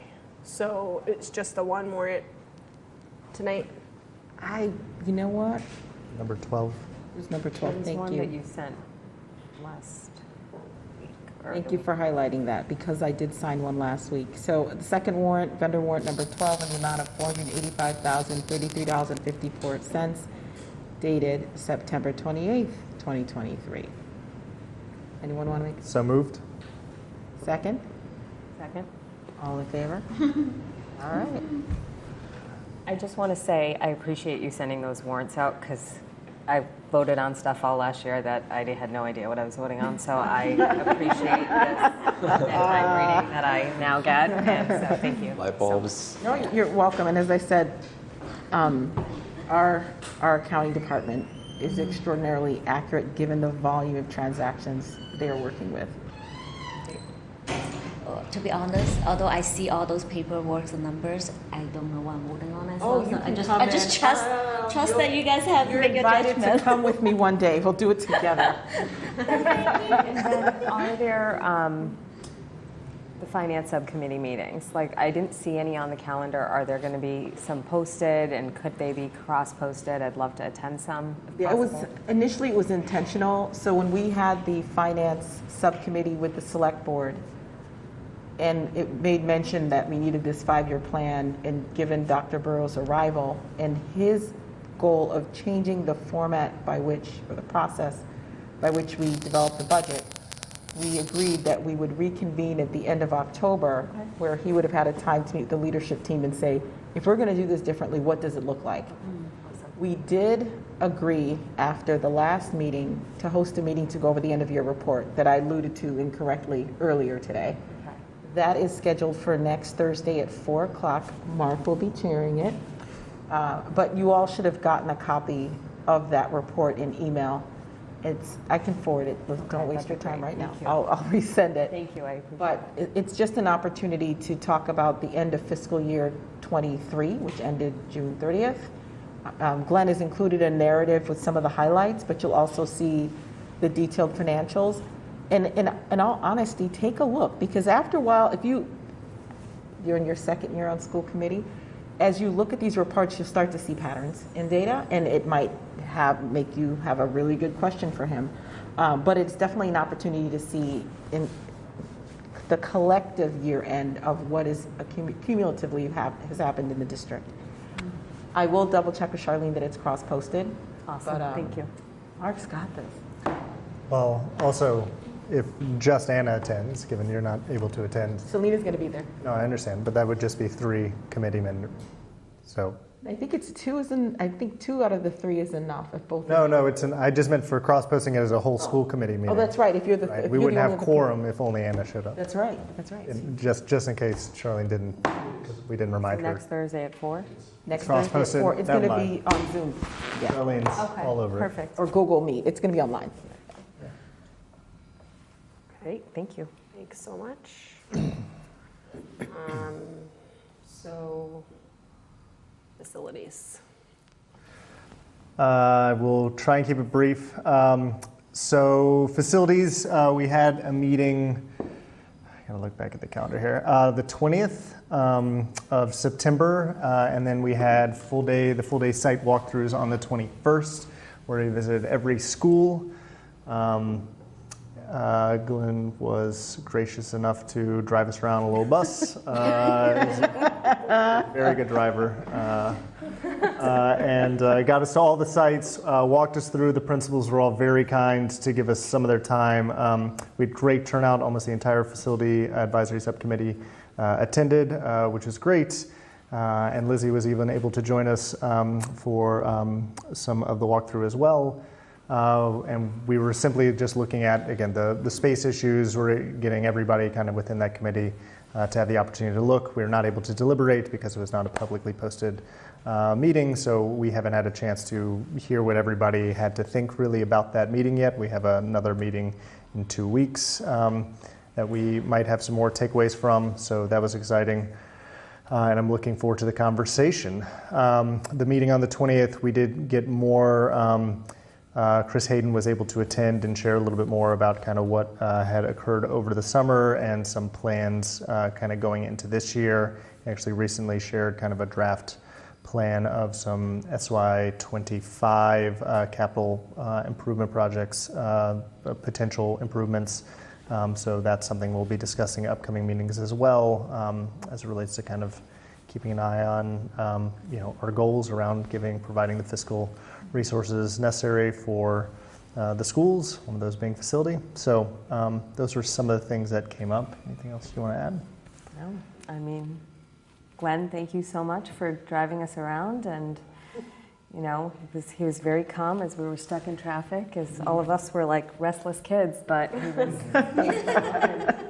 5 stars. 5 Yes. stars. Right. He had a camera though, so he was. Although I have to say, a couple of schools, he did drop us off curbside, but when we got to Cunningham Collycott, we had to walk across the parking lot. So I only gave him 4 stars. Your Uber rating is dropped. You're not technically supposed to pull into that. I'm just kidding.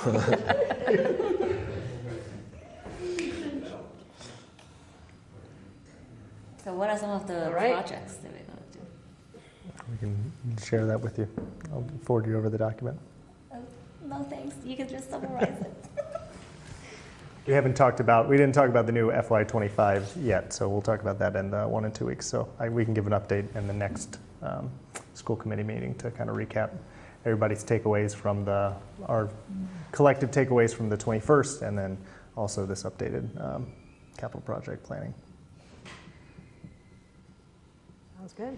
Thank you. Yeah, and thank you again for initiating the school visits. I thought, as was mentioned before, is really eye-opening. Yeah, space continues to be very tight. Yeah. Also just thankful to your members of the advisory committee who I think have like full-time jobs like all of us who took a day to spend it around and walking through the buildings. So. We did. And shout out to the Glover cafeteria staff as well. They fed us, which is very nice. I know. It's very nice. assistant? Gotta change your snacks. My kids love their school lunch. They say it's better than my food. So. So, all right, next is school building committees, and are you sticking with that, or? I'm Okay. stuck with it today. All right. All right, so school building committee, we met last Friday. Is that all? Wow, oh gosh, time flies. Yeah, we met twice last week. We met on Monday and Friday. Anyways, so last Friday was the last one. One of the things we've been chatting about is just the overall timeline, as we've shared before, of how do we kind of get to a design, how are we able to move this forward. And one of the things that's been under discussion has been kind of funding. Currently, the committee has about $275,000 allocated from town meeting in the May town meeting. We did some costing out to see kind of where that would get us. Sean did a great job of kind of creating a document to kind of track through of like, okay, how much is this going to cost us for architectural and OPM services to push forward on a design? How quickly are we going to burn through that? Like, what's our burn rate per month?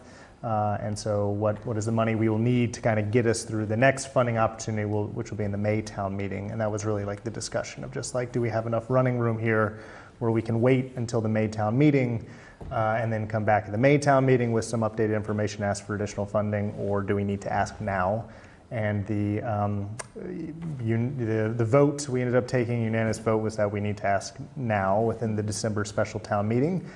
So the committee voted to submit a warrant, and that still needs to go through the select board to get the select board's approval and ask them to reopen the warrant. But the request was for an additional $400,000 of funding, specifically for architectural services and for and to pair that with the existing $275,000 for also OPM services, and then traffic studies, other things that might need to be necessary in order to kind of continue and push the project through. So all that is with an eye on moving as far as possible, as quickly as possible until the May town meeting to try and address the space issues that currently exist and get a new school built. So that was a big thing that was accomplished. We also talked about the OPM process of selecting a new OPM. We are still in the middle of bidding. We received bids. We received 7 of them. We have a committee selected that's going to be reviewing bids. And Nick Milano from the city is helping to coordinate that. All the members on that committee are currently reviewing bids. I was looking at some today, and we have to get, we have a rating that each person has to do for all 7 proposals.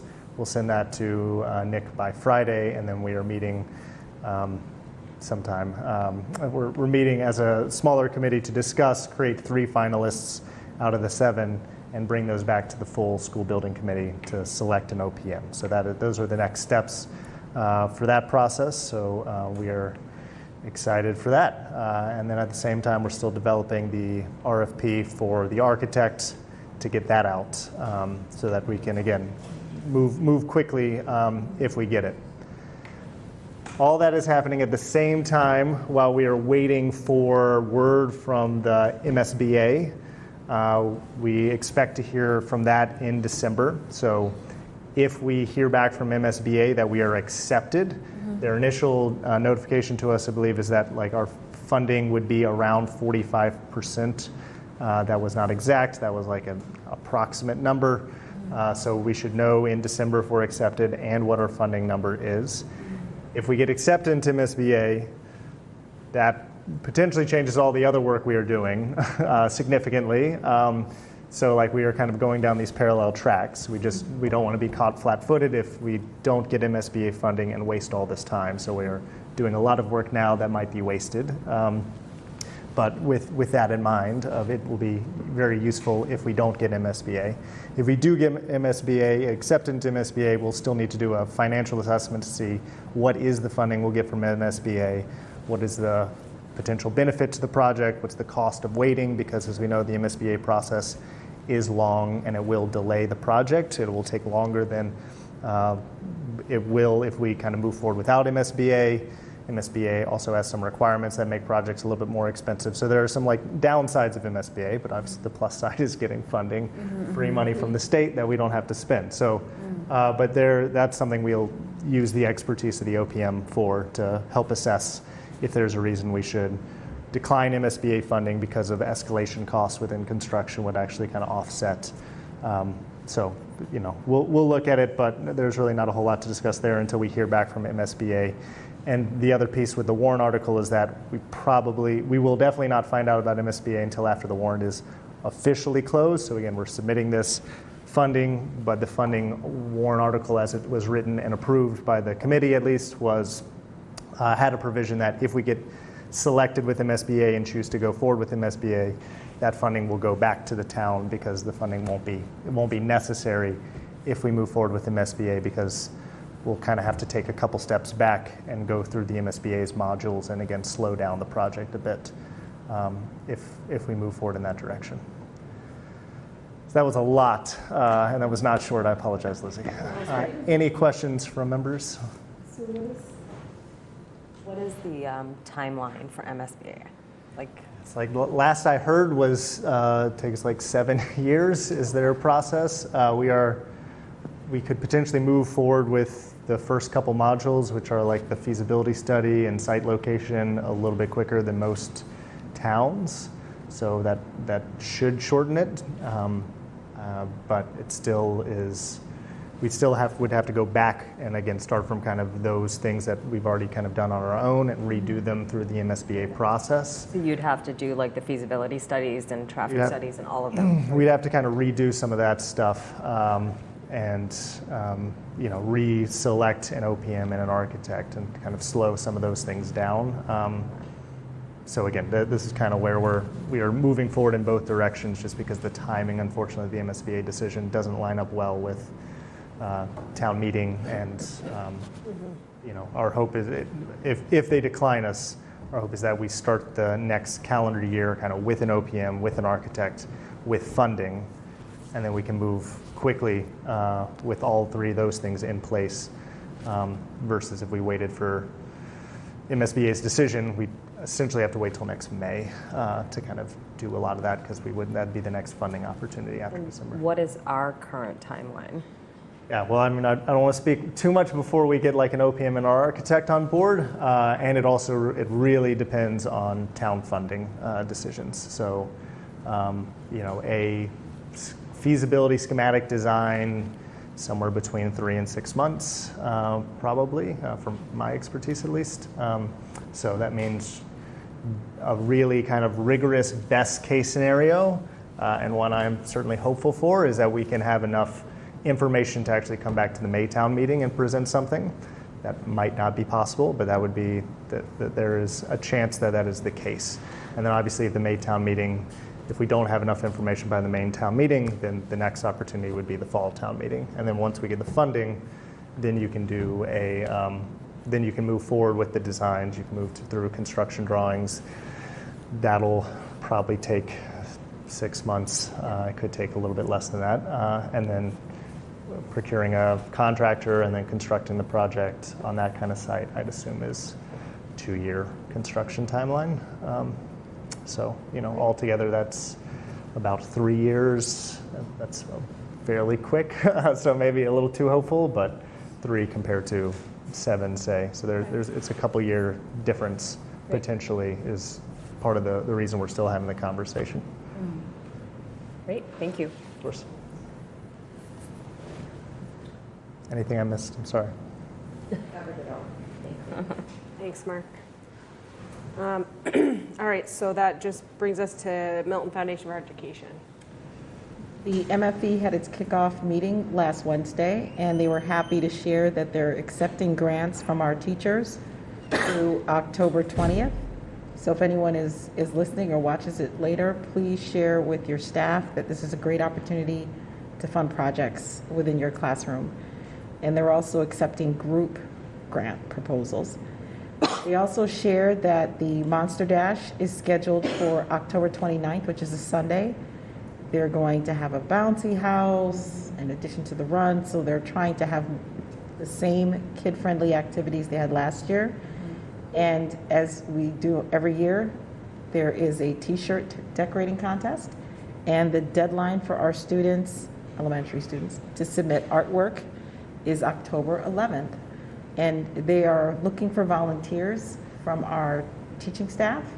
So in the next newsletter, I believe, the superintendent's newsletter to the faculty, there'll be an ask for our teachers to volunteer. And that's it. My son submitted a t-shirt design. It's pretty cool. With his name on the back. Yeah. With Milton. In pencil.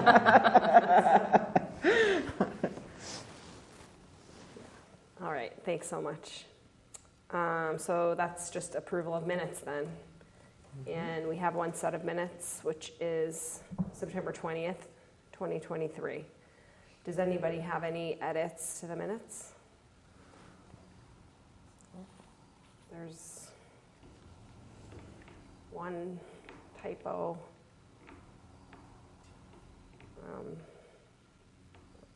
Your name's missing an N. I can't see what page it's on, but it's under the school building committee update. I mean, that's just such a small edit.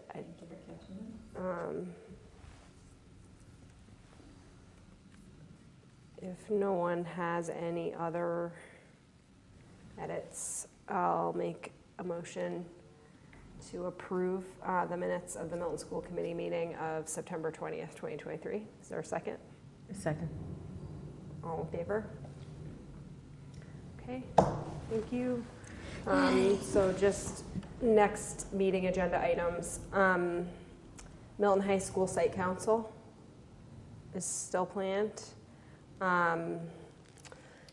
Community schools. Community schools update. Yep. Okay, great. Yeah, we met with Martha today, and she's going to bring her team as well. So that's great. Yeah. Is there anything about transportation that can be updated? I can in my superintendent's report for sure. Yeah. Okay, thanks. We just have these couple of items around MASC delegate and resolutions pertaining to the conference. So those will be under the chair's report. The end of year report. The fourth quarter report will, okay. Well, the school committee.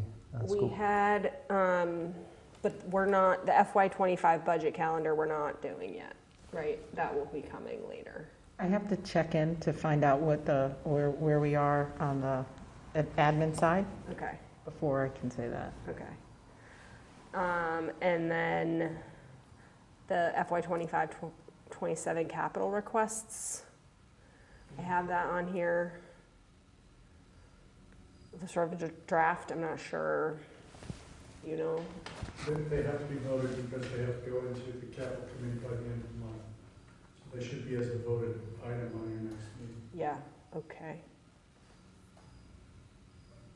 All right, it's there. 25 to 29.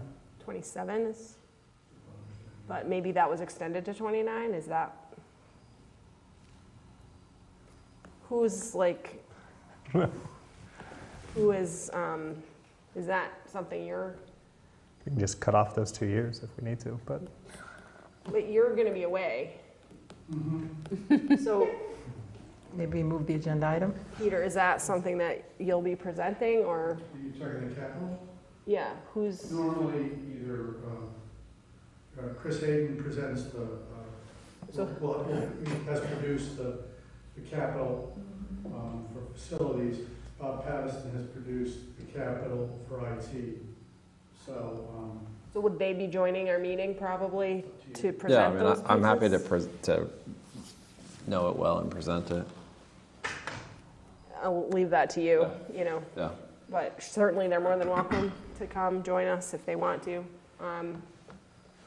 They could Zoom in if they want to, or you can just work with them. Okay. Okay. And that just leaves committee reports. So we'll have finance at least for warrants, and the fourth quarter report will be under that. And then we will be joined by Lisa Troy, our representative to the Climate Action Committee, who can report out from their work. And then it sounds like School Building Committee again? Facility Advisory Committee and School Building Committee will Okay. both have meetings before then. All right. Policy is after, so that will be next time. Okay. Can All I- right, anything else? I suggest we put Lisa early for her sake, That's a good point. in case we go late again. Yeah. Okay, thanks for, yeah, I'll work with Charlene on that. That's a nice idea. All right, so anything else? Well, I may be bringing a mentee from the Harvard EDLD program. Oh, great, okay. It's going to be my mentee. Oh. Really? Yeah. Yeah. So he's going to be in district on Wednesdays and Fridays. Seems like a great guy, and It's a great opportunity to learn what it's like to be at a school committee meeting. That's right. There you go. yeah. Superintendent. Fire. All right, well, that's something to look forward to. He attended Porch Fest. Ah. Nice. He really liked the district and the town and everything. So I think it'll be hopefully helpful for him and for us, and Good. looking forward to it. Nice, all right. Bed yourself quickly. I was going to say, like a month, 2 months in Massachusetts. That's not bad.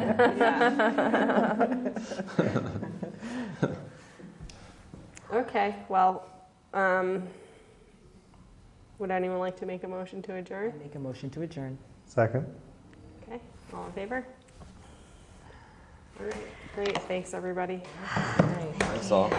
Is Andres Alonso still the head of that program? He's still running it? I don't